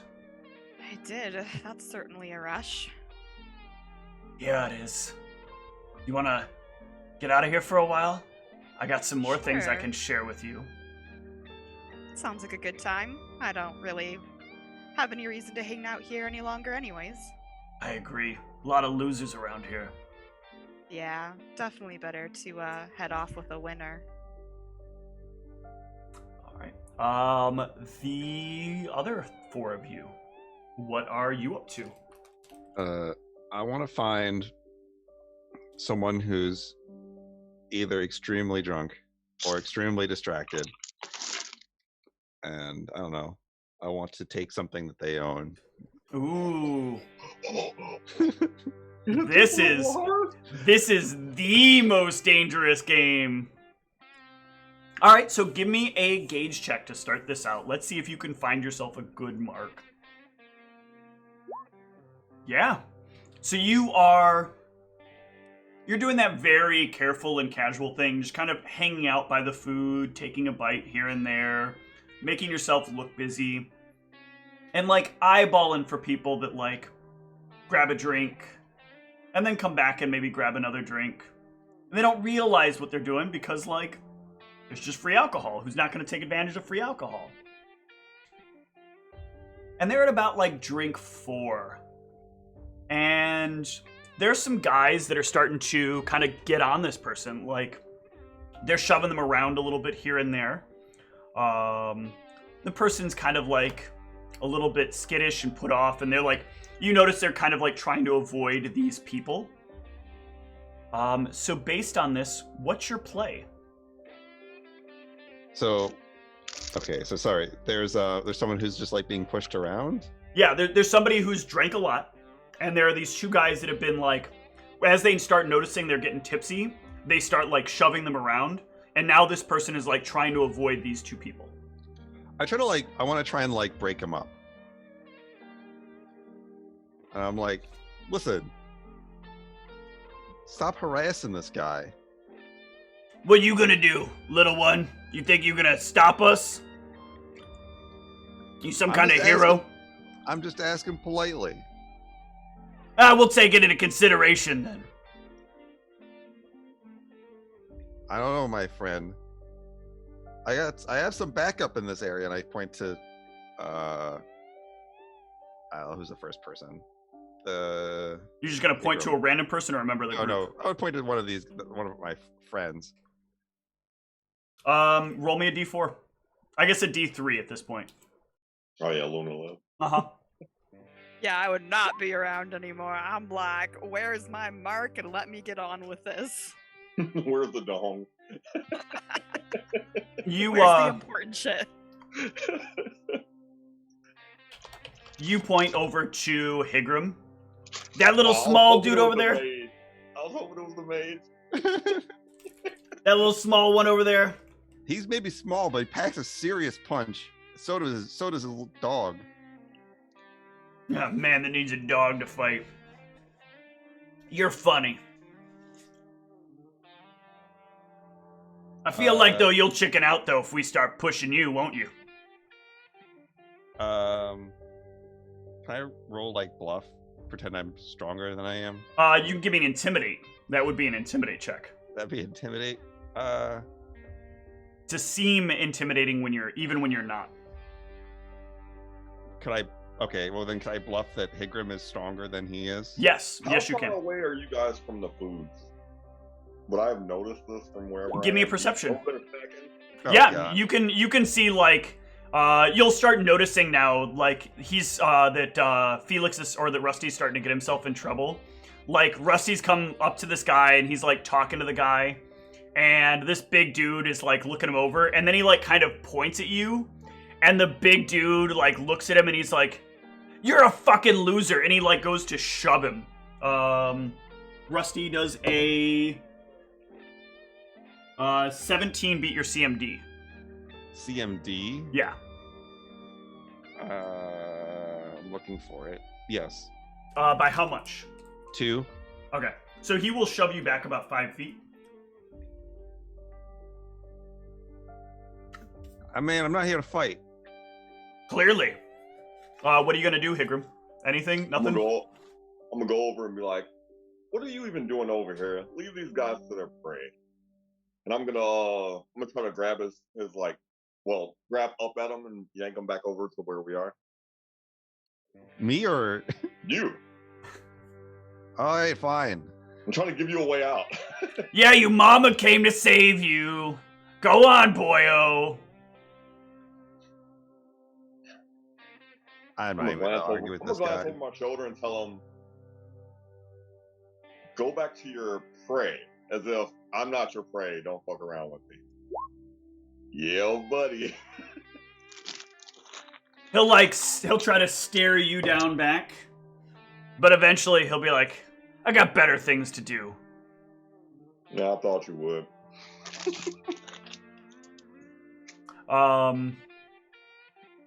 After a little bit, though, Rusty, the person you were eyeballing will kind of come up to you. Oh, thank you. They were so annoying. I'm just trying to enjoy myself in my friend's victory. Yeah, the people could be so rude. Why would you do that for somebody like me? You might say I'm a friend of the little guy. He chuckles. And literally. He chuckles, looking at Higram.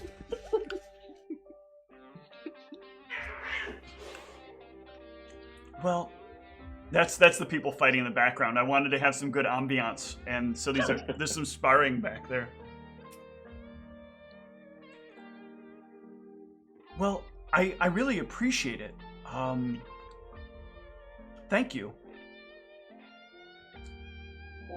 No worries. Here, let me get you. Let's drink some more. I mean, are you sure? What about those guys? I guess your friend kind of scared him away, so we might be okay. You're gonna stick around here, right? Yeah, I'm here until my friend leaves. Yeah, so you can walk him back over, grab some drinks. Yeah, I'll do that. Okay. What about Felix? What is Felix doing during all this? I have no idea. I'm not sure what interest I have in sticking around here after it's done, I guess. Unless there's anything that particularly catches my attention, I think I'm just... I mean, you know you have to stick around to the end to get the money. Oh, for the reward. Mm-hmm. I guess I'll see if there's any, like, mistress people of note, because I was told I need to, like, get that memory, so I'll just see if there's, like, any way I can progress on that, I guess. Let me see who's here. Are any clerics of the mistress hanging around, or... Ooh. You notice that any of them that are here are occupied with somebody at the moment.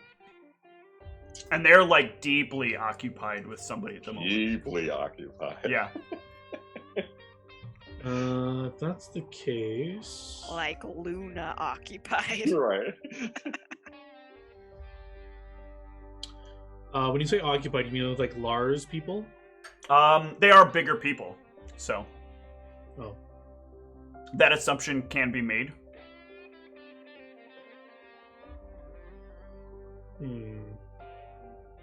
I was considering trying to steal one away, but I think that'd probably go badly if people bigger. You never know, you could just put one of them to sleep.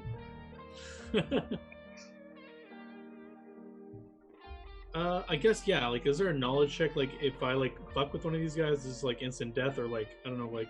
That's gauge. So gauge is being able to identify, like, how strong someone is. Well, sorry, what I'm getting at is the situation. Like, if I'm caught, like, casting a spell at one of these guys, am I, like, instant, everyone's turning on me to murder me? Or no, like, if you're... Kind of it's... And a lot of... There's a lot of stuff here in the temple that is fair game as long as you're not, like... As long as you're making your intent clear and know the consequences of your action.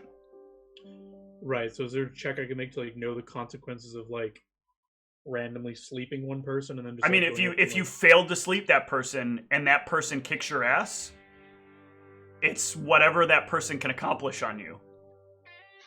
Okay, so I know that. So like this could Yeah. be like a death action. So In a Temple of Lars, yes. Any action against another person that is perceived as aggressive could be an action that could result in violence, perhaps to your death. The degree depends on the person. Probably. Yes, the degree depends on the person.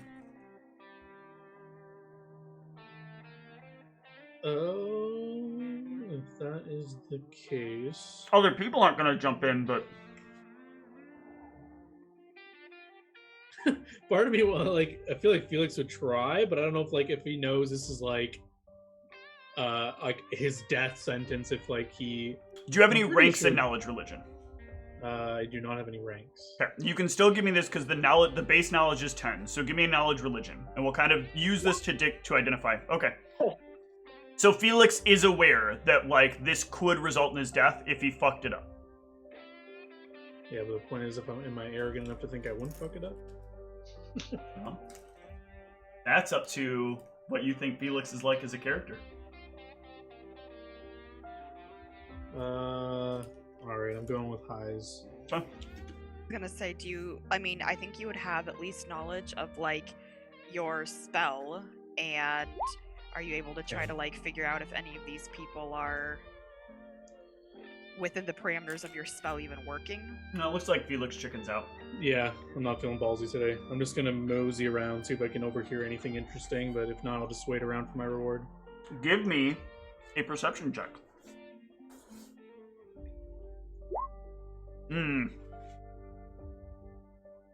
No, not Felix's lucky day. I feel like Felix probably has a lot of stuff on his mind with the book stuff, with the like really hoping to see a like available cleric of the mistress here, just kind of like striking out all throughout the place. Sad.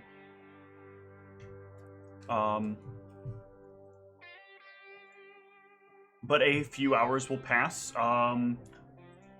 Silvio, you're doing a lot of handshaking, a lot of greeting, a lot of Larsing. But after a few hours and things start to die down, Dragaton will try to kind of like gather you all up. Now that the festivities are over, let's talk some business real quick. Am I still gone or am I back? No, you'd be back by about now. Okay. You're only gone like 5 minutes. Mm-hmm.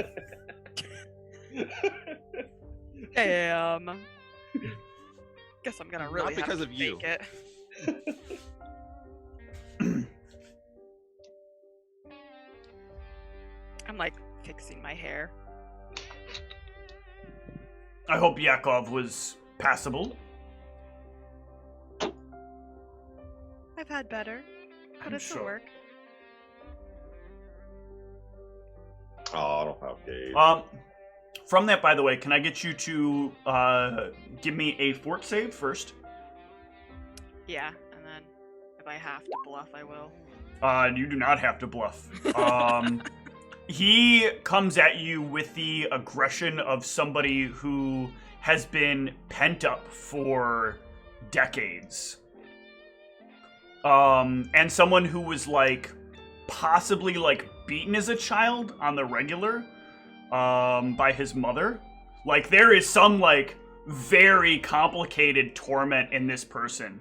And so like by the time he's finished with you, you are just like exhausted. But he feels very proud. He kind of like Well, almost all that as matters. yeah, almost as Dragotin says, he kind of like gets up while you're like laying down and kind of stands above you for a moment, just kind of looks down at you and then wanders out. See ya. Didn't want you to stick around anyways. But yeah, then you can kind of meet up with the rest of the group. I'm not going to pretend that this is about anything other than what this is about. I've got money. You all need it.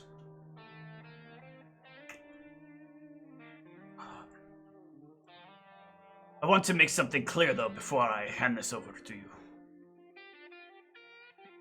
I'm expecting a lot from all of you. I'm expecting none of you to suddenly decide you don't want to do this anymore. As if you do, you're weak.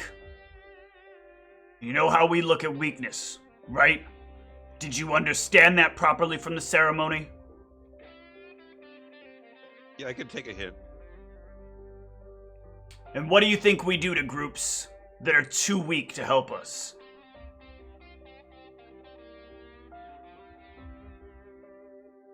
Same thing you did to the inductee.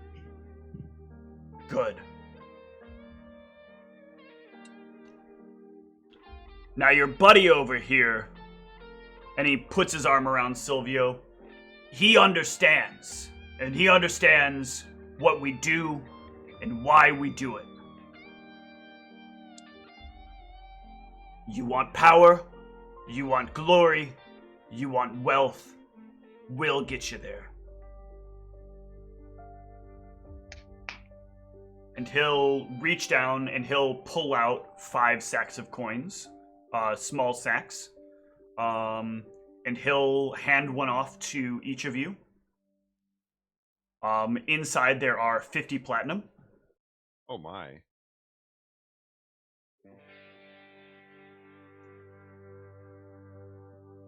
I believe this should be more than satisfactory for what you've brought to us. Oh, and I know you've been enjoying it, but he'll reach over and he'll take the amulet off of Silvio's neck. And Silvio, it feels painful being removed from your neck. Give me a fort save.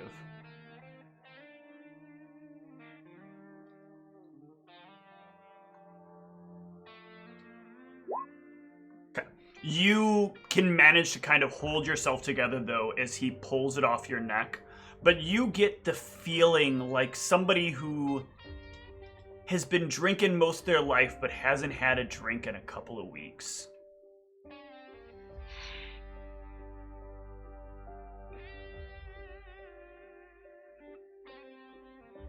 I'm gonna make this clear. What we're about to do is fuck up a lot of shit. Outside here, there's a number of old, discarded temples, some of which are still used by some of these fringe religious orders. They're not supposed to be there. They're unsanctioned, unlicensed, and heretics. I need a crew that I can count on to clean up these temples. I've got one doing a little bit of work, but I need another.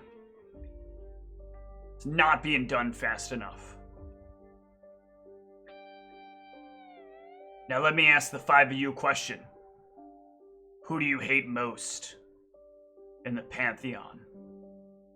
Who would you like to see wiped from the face of this city?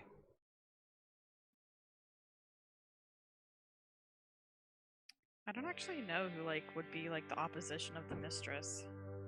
She doesn't really have a lot of opposition. I mean, Anher's kind of annoying because he's all do the right thing, fight for good things. Yeah. But there's even there's glory in that. There's something to enjoy in that. The mistress probably doesn't really like Thoth. Because he does have a sort of direct opposition to her sharing experiences. He's about kind of taking them away. Mulaz probably, or Neosi probably is also not something you're a big fan of. Neosi's all about a peaceful death in slumber. They're very boring people. These are the type of people that get up, do their farming, have their meal, have missionary sex with their partners, and then go to bed. Okay. Lame. And they think that's a good day. Ugh. We had our missionary sex today. That is exactly the kind of thing a follower of Neosi would say. I think Luna's just general opinion she would just respond with, so many of them are rather annoying, boring, too good, too restrictive. I'll find out soon enough. What about the rest of it? For us, right? Yeah. I mean, I would like to, but I don't think you're quite ready. Some of the temples that are out there, the ones that remain to honor her, are incredibly dangerous places. These are people who believe that they defend the sand, they protect the outer regions of the desert, bringing people in who they find out in the wastes. Bunch of fucking losers. Stopping those that deserve to die. Exactly. You'll get a piece of them soon enough. But let's start with what I know isn't going to be a huge risk to you.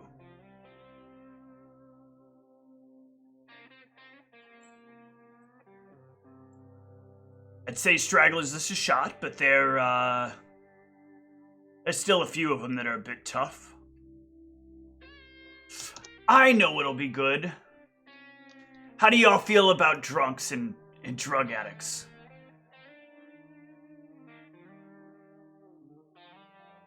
I mean, not you, Luna. The kind that do it to get away, not the kind that do it to enjoy what it gives you.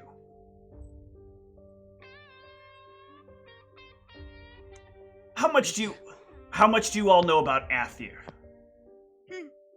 Party house. Yeah. But you know what happens when they burn out? It's really not pretty. It's not. They become sad sacks of joyless nothing that form their own little convents out in the outskirts. Pretending that someday they'll have their party again. Huh. What a waste. Sucking on Athir's tit for any little bit of enjoyment they can get. But they failed like the losers they are. Didn't put enough of their goodiness into it to keep her blessing.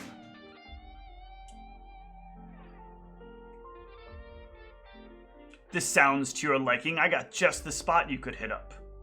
Should be easy pickings.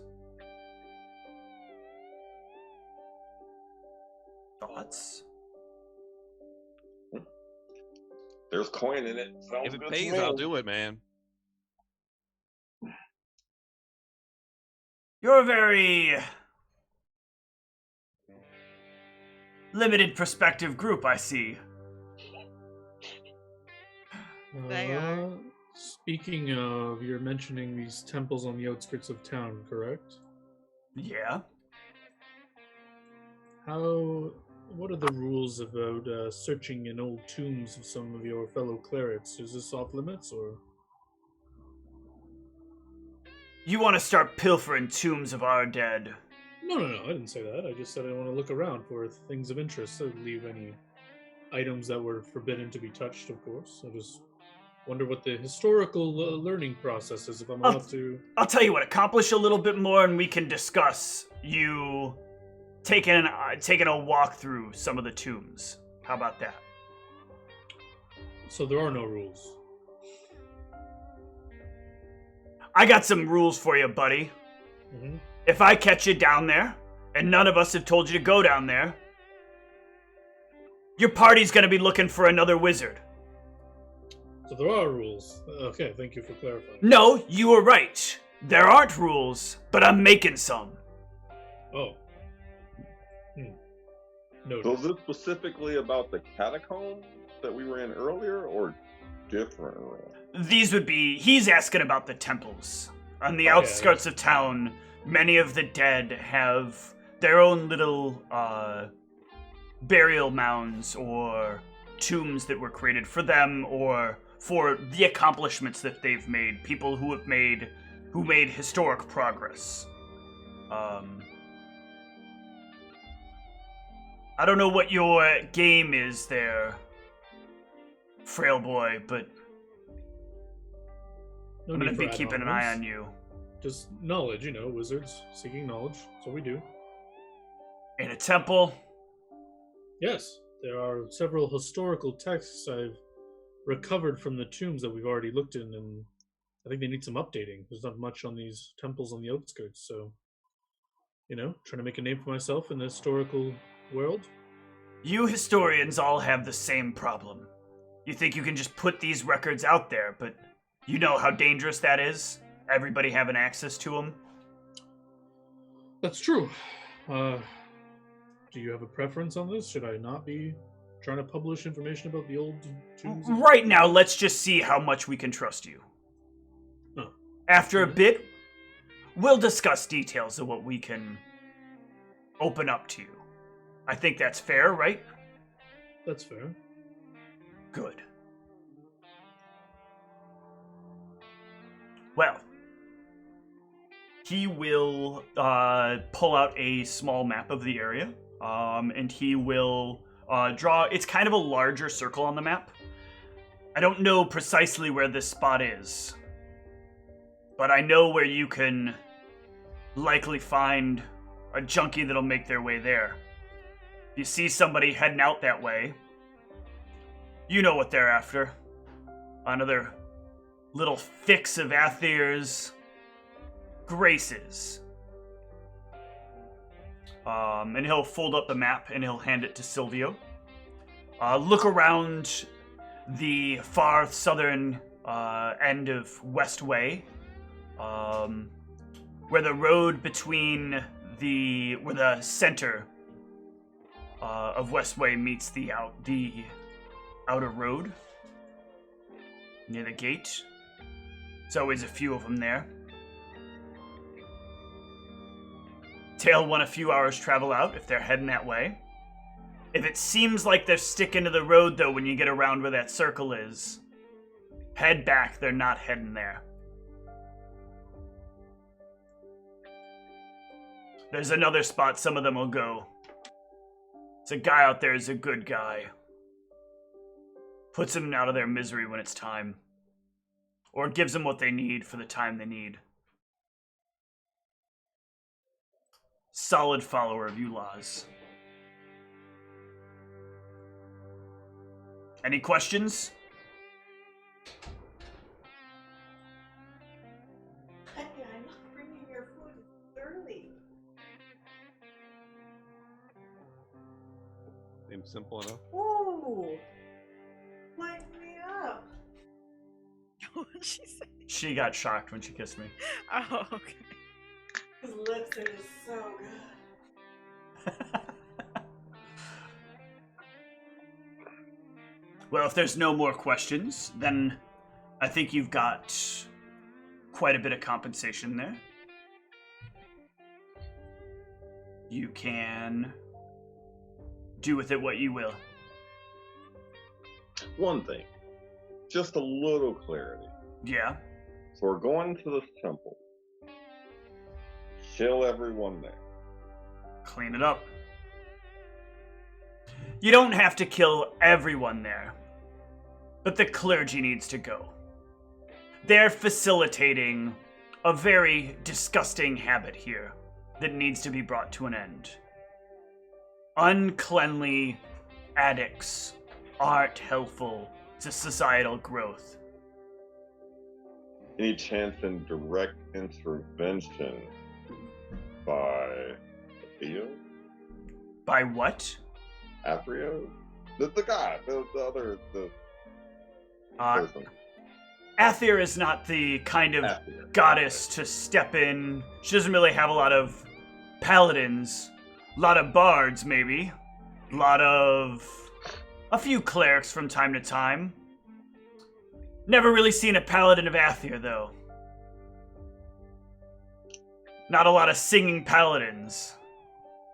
Well, I just meant, like, directly from the god itself.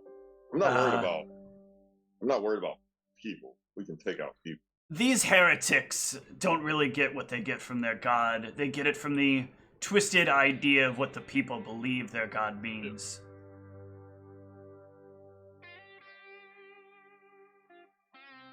I don't think you'll see any issue there either.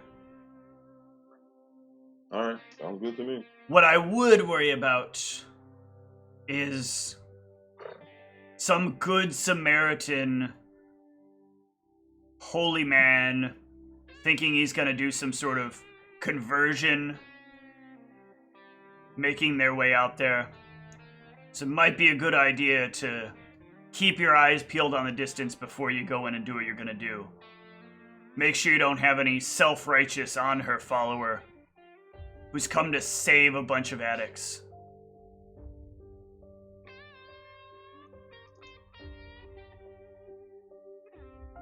And also, one added thing to be careful of. We know there's a cleric of Ulaz in there. At least he calls himself a cleric of Ulaz. Personally, his body count makes him sound a little more like an assassin, but I'm not one to judge. If you come across somebody who's acting a little different and carrying a familiar blade,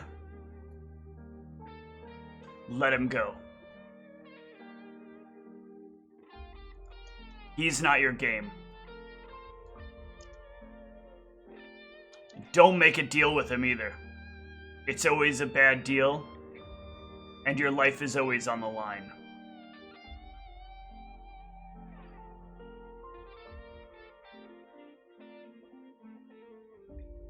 Alrighty. I assume you don't have a name for this cleric. Doesn't give his name.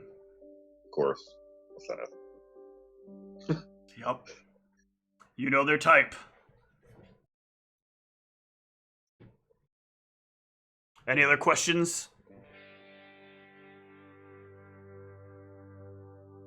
I don't know. Is there any distinguishing elements of this assassin?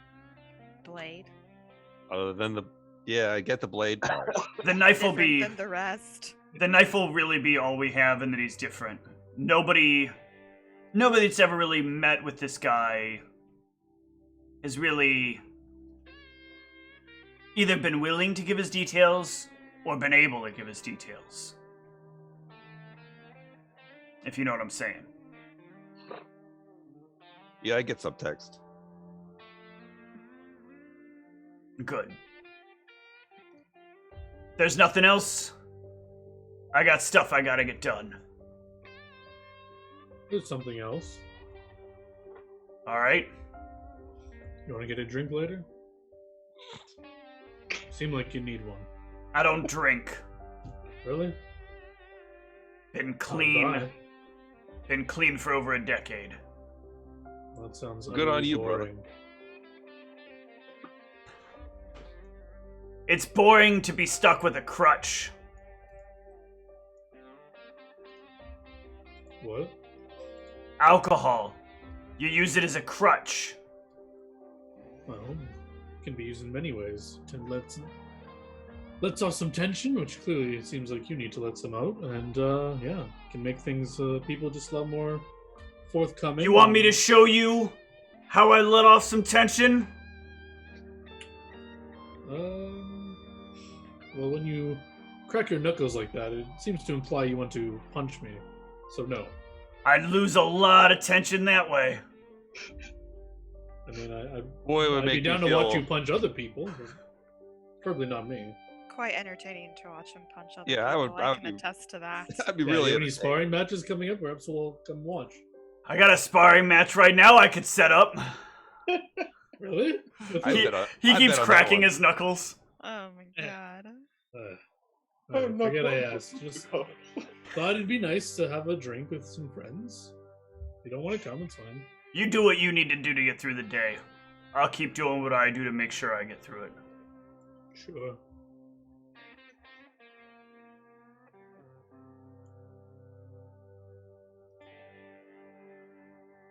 Alright.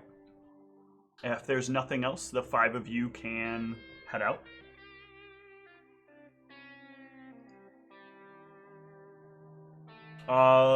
Is there anything that the 5 of you want to do together before splitting up from each other? Were we sold the sword, or were we keeping it? Well, does anyone want to use the sword? I mean, it's a good weapon if we ever have to come across undead and ghosts. And if we're gonna be going into tombs and stuff, we might need it. I mean, first off, who can even use a long sword? Not I can use a long sword. So, Has anyone ever heard of Joanna Herrero? What knowledge is that? Maria. That is knowledge history. No, or a knowledge religion. You can also give me a knowledge religion. Oh, I do have that.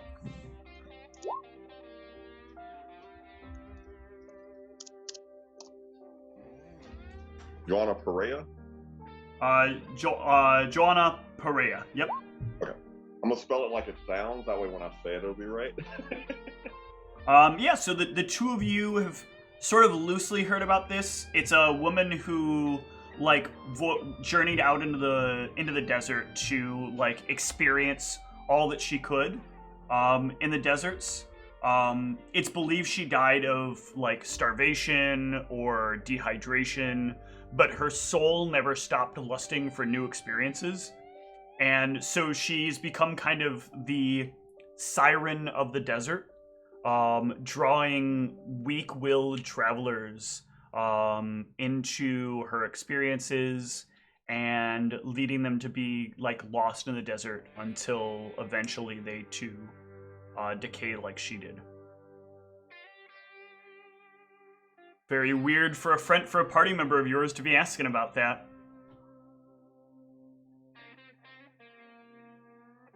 I've heard of her. Why you wanna know? Well, I might have to seek her out at some point. I think the sword would be helpful for that in case she tries to, like, kill me.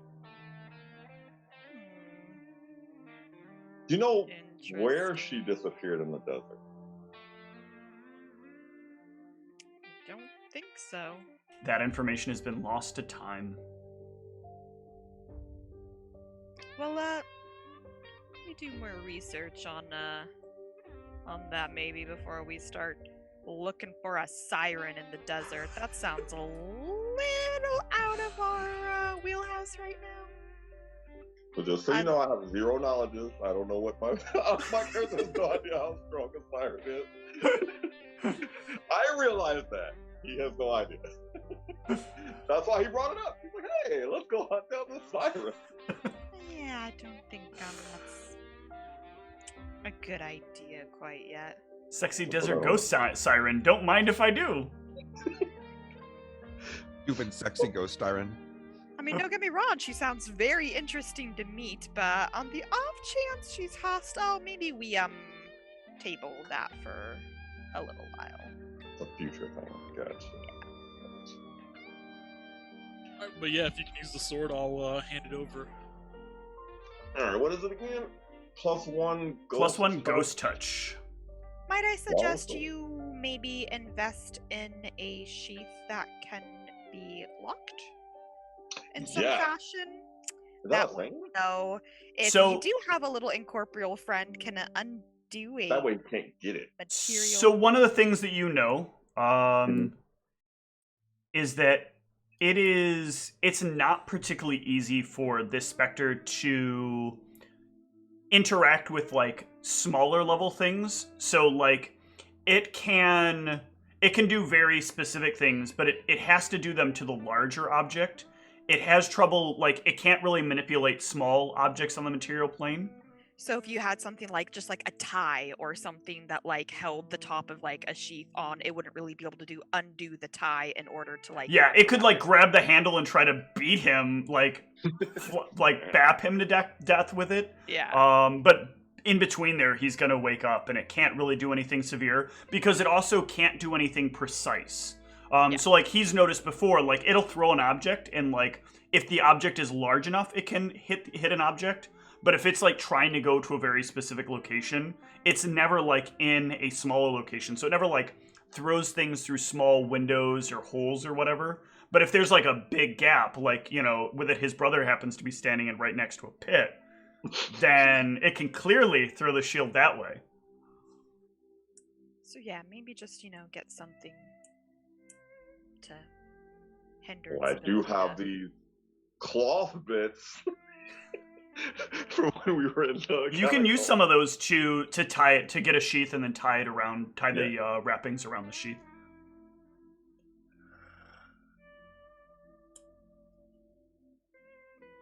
All right. I gotta go put some kiddos to bed. Yeah, I want to take a short break anyway, so we'll do that. And when we get back, we'll see what happens with the party.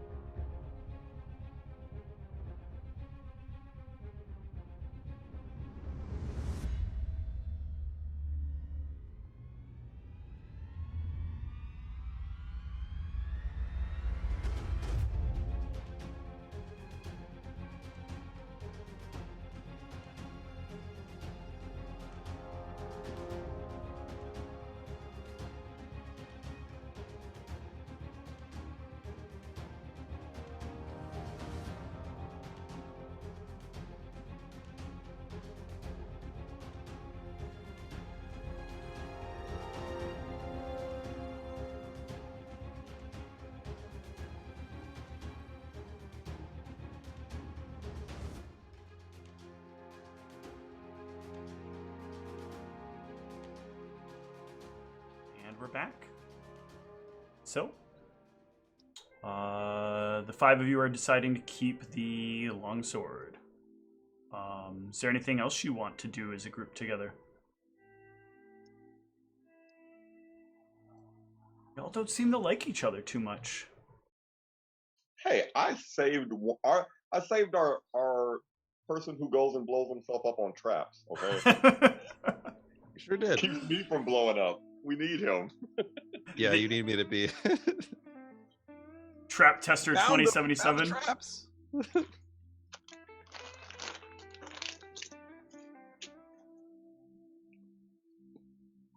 But yeah, so you guys gonna go your separate ways, or? We should probably make a plan. When do we want to venture out towards this temple?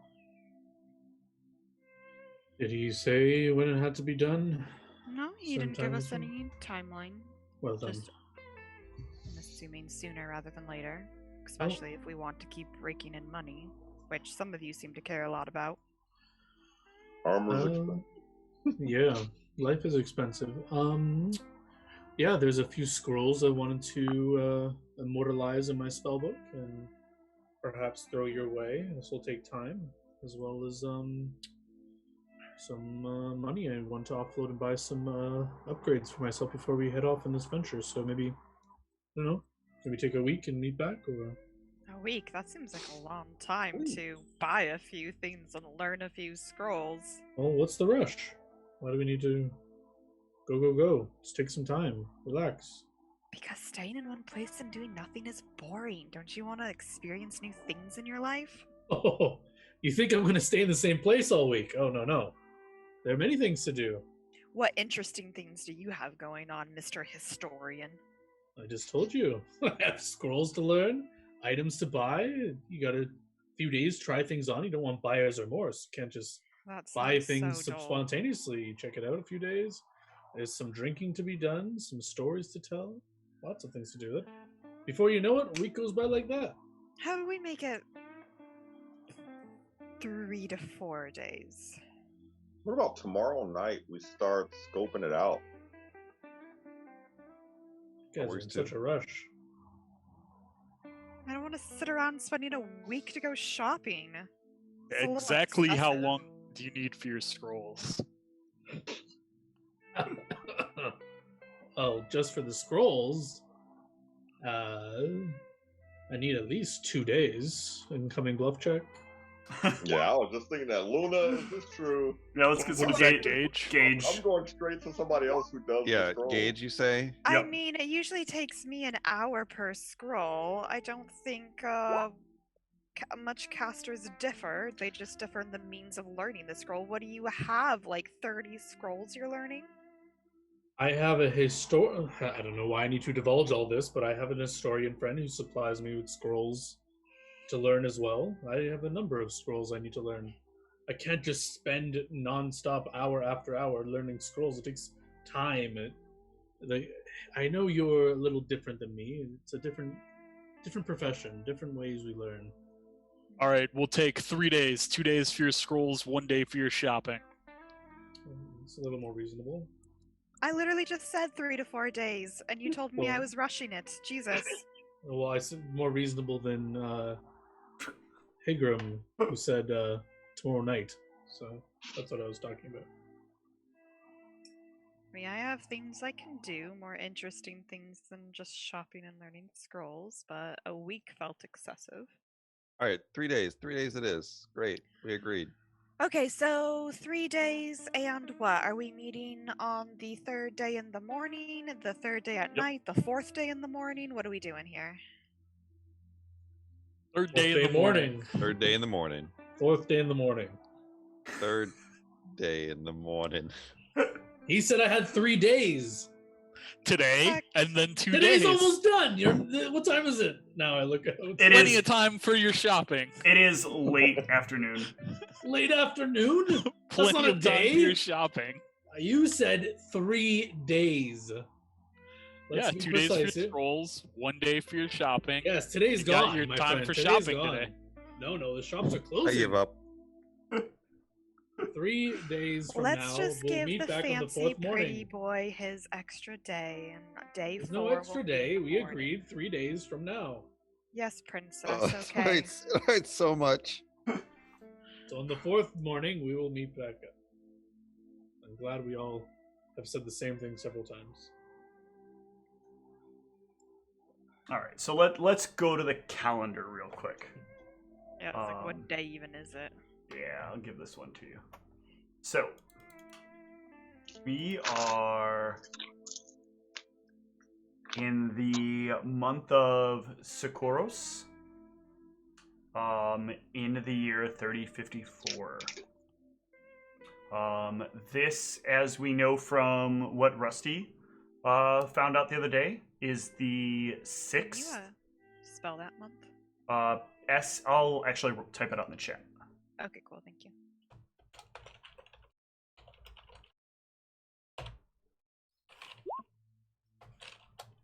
So this would be SEQUOR.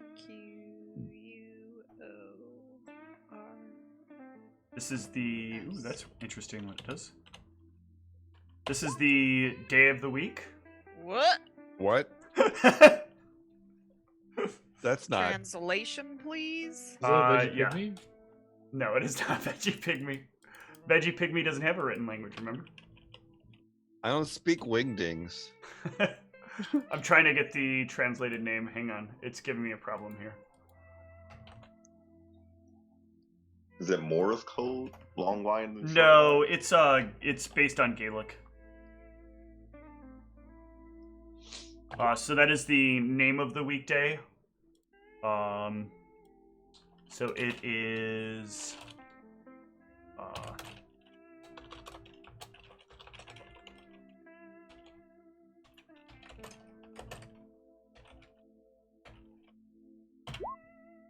that is the full date as it would be written.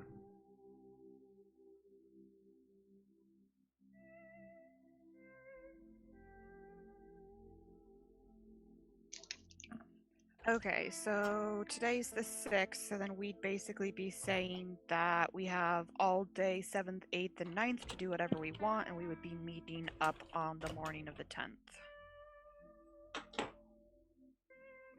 Yeah. Yeah.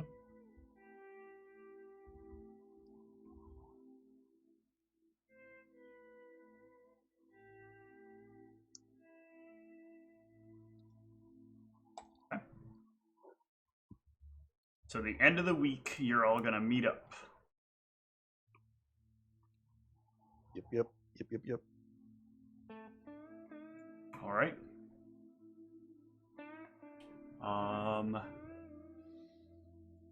So let's see.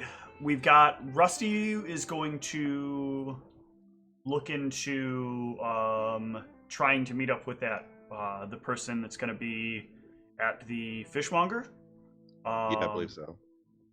What are the rest of you doing? He's got stuff specific. I know it sounds like, according to what he said, that Felix is going to be researching his scrolls. Felix is busy turning Luna off forever. I'm gonna read scrolls and sleep. And stop. Yeah, so the first day Just what the is- mistress wants. Right. First day is scrolls, and then some shopping, and then the other 2 days are trying to figure out getting in with the mistress temple, like what I have to do to get that memory, basically. Okay. Evenings are drinking and so forth. Yep.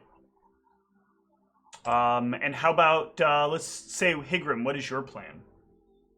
I'm gonna sell some more. I'm gonna spend my days doing holy water, Okay. selling them. But mostly, I wanna see how much he'll give me for my chainmail, and I wanna buy that full plate. I've got 850 gold in platinum and 244 gold itself, so that would be 1,094 gold. So I'm assuming with selling the potions, I would have enough. I will make you an offer, my friend. You supply back the chainmail, and you comp me on a few of your potions, or on a few of your holy waters. And let's say you throw in about 200 or 300 gold. Let's say 250. So the shopkeeper's Teddy now? Wrong voice, but no, that is not supposed to be his voice. But I think this is a fair deal. How much did you say? So 250 gold plus your chainmail, and then we kind of gloss over the holy water for a while. Okay. Yeah, that's fair. And then I was also looking for a magic item. I know you don't have a lot here. I do not. But what do you have? What are you looking for? Sleeve of many garments. Very common. Let's see. Luna has one. Yeah, you want to reach into her sleeve of many garments? That sounded better in my head. Those are like super cheap, right? They're 200 gold. Yeah, he's got one, but it is slightly like damaged. Is it functional? It is mostly functional. Your clothes will always have a little bit of a rip in them. So you can't get super fancy outfits, but they'll still look good. So I care about it only because I don't want people knowing I'm walking around in full plate and then rob me. Take it. All right. So the more common it looks, the better. 150 gold, I think, is fair. Okay, sure. So I'll give him 100. Well, I'll give him 15 platinum for that. Okay. That was pretty much it for me. Cool. And Silvio, Luna, what are your plans? Well, we got to share our memory with the mistress still, right? Yes, that still has to happen. Yeah, oh yeah, so I will stop by and do doing that. You guys can actually do it like right after the whole ceremony. But what about over the next couple of days? We'll shopping. Okay. Luna, how about you? Yeah, I think probably just a little shopping, and then I'm gonna keep this stuff going with Yakov. I'm assuming should be regularly going over there and doing my flirting thing and making him feel like a real man. Yep. So I think that'll be mostly what I'm doing. So it'll be a combination of like spend some time in my temple, get a couple shopping things out of the way, make sure to like make an appearance every once in a while at the Lars temple to make this dude feel extra important. Excellent. So the 5 of you, before you kind of go your separate ways, can head over to the Temple of the Mistress. You'll enter, and the familiar face you've seen there a number of times will come wandering up. Ah, you're finally here! Are you all going to share now what I've been waiting for? Yes, our lovely memory. We succeeded. I was very happy to hear that. It's so wonderful that you guys did such a amazing job. Yes, it was quite fun. Good. Come. Let us experience it together once more.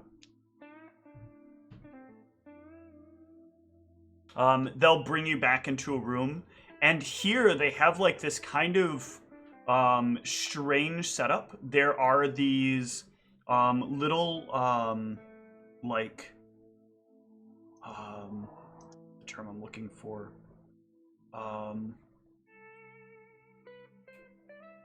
they look almost tentacles. No.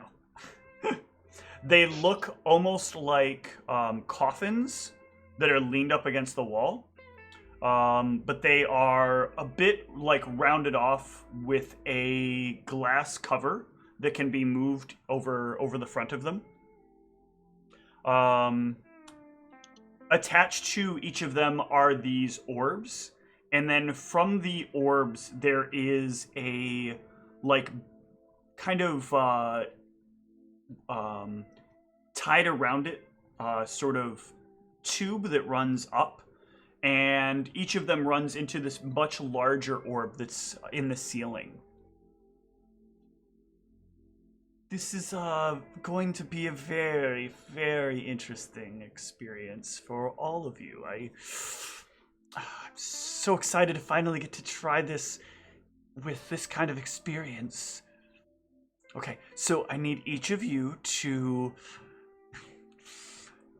go stand in whichever container you feel most comfortable. I'm gauging. Yeah. Yeah. Sure. This is safe, right? Luna's just, That's probably headed fine. right to one. She's like all into this. I don't even care. I'm pick whichever one of these things is drawing me Yeah. in. I'm going to the fourth one. Okay. It's as safe as anything else that you do every day, basically. Oh, Lord. Have I seen this be used before, or have I No. never seen this? You've never seen this Okay. be used. I'm excited then. I'm just like, all right, let's pick one. I'm gonna Come go on, in number guys. 1. Okay. This is self as an experience. Hell yeah. And they all look identical. They all look identical. I'll just choose one then. It doesn't really matter. Yeah, I'll go to whichever one's open nearest to me.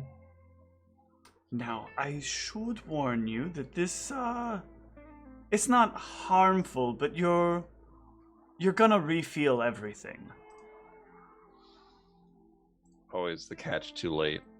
Yeah, as they say this, like, the glass kind of covers over each of you, and your vision kind of blurs. And each of you re-experience the fight. And I mean literally re-experience the fight. From beginning to end.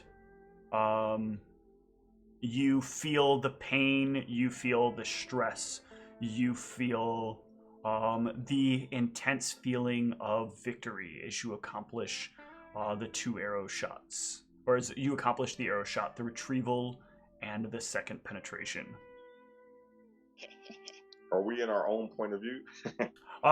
You will find that if the back of your mind... Yeah, no, you do start off. The first time you do it, you're in your own point of view. I'm sorry. I didn't know if each booth was one point of view and you just randomly ended up... Well, what you're doing is you're setting the point of view for each booth. Oh, okay, so whoever... So basically, in the future, when people Yeah. like look at this memory, they can kind of like choose what point of view they want to like experience it from. So Yes. basically, we have to each give our point of views so that the memory as a whole has all the points of views. So in the future, if you were to like re-look at it, you could like be anyone you wanted to Yep. be. So as you come out, I think you guys handled that fight pretty well and were basically unscathed. I think there was a little Yeah. bit of some strength drain, if I remember right, but that was about it. Yeah. So you'll kind of end the vision, and he'll look at you as you all step out, as the glass opens and you can all step out. You're not nearly as hurt as I was hoping you'd be. Why are you so well? Was it... Because we're so strong. Oh, Excuse me. you look healthy. Do we Yeah, not the look damaging healthy? part didn't happen until a little later. Then we got really hurt. Well, some of us got really hurt. A few people exploded some traps. I Oh. think so. Oh, those are some memories. Ooh, you got exploded by some traps. Oh yeah, he set off a lot of traps. It looked. Oh really man, cool. so many traps. Ooh, may I? Oh, May almost I? got cut May off. I? Yeah, that was great. Yeah, how much? Ooh, how close to death do you think you were? Oh, very. Actually unconscious, right? Yeah, actually unconscious. Ooh, I'll give you 25 gold. Sure.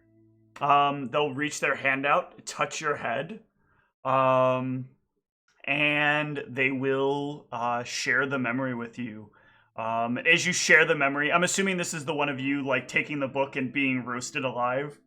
I mean, it's either the book and being roasted alive, or it's It was the accidentally axe getting that- hit by an axe. Which- The axe is what took him out unconscious. I thought both of them did. They both did, actually. Oh, Which one will you share?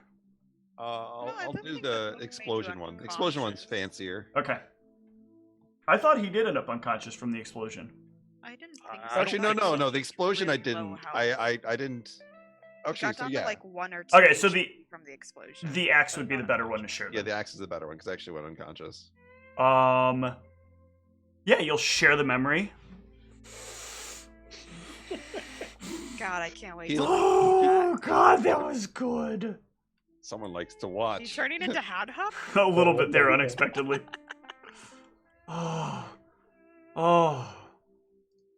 that was exquisite.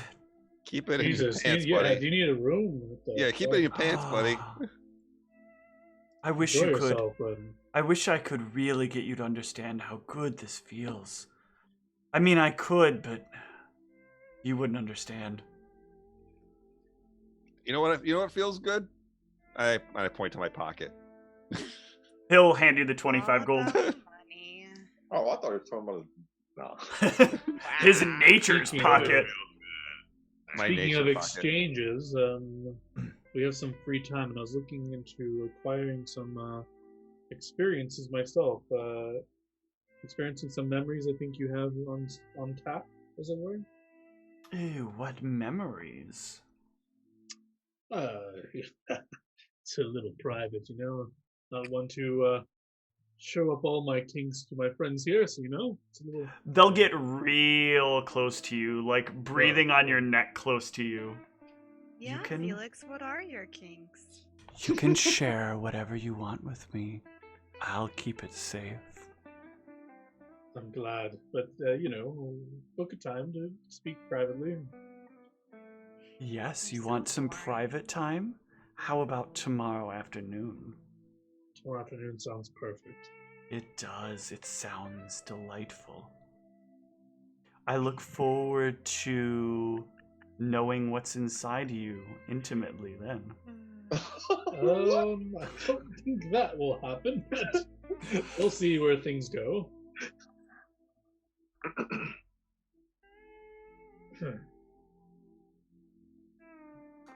Yeah. So can you search memories based on a name, but not a name of the person who had the memory? We don't keep names of the experiences, just the experiences themselves. Well, I was just wondering, you've heard of Joanna Pariah? Is this really something that you're curious about again? I thought we'd already discussed this. No, I was wondering if you have any memories of someone who came back from there. Oh, Because that might help me to figure out where about to start looking. There are some things that we keep in the special section. Perhaps... The back room. Perhaps I'll ask around and see what they have. But no, these are for some of our most devout worshippers. Oh. But Yeah, that's not me. maybe you could learn.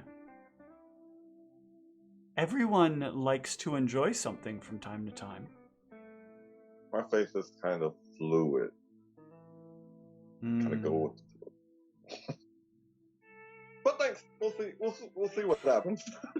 That's it for me. All right. I hadn't even thought about that until he started talking about it. I was like, wait, maybe there's a memory I could. So yeah, the evening can kind of roll in as you've accomplished these things for the day. And with that, we can move into the next day, but I think we will do that next week. Let's go ahead and wrap up the stream, and then I will pass out some XP. Good night, everyone. Thanks for watching.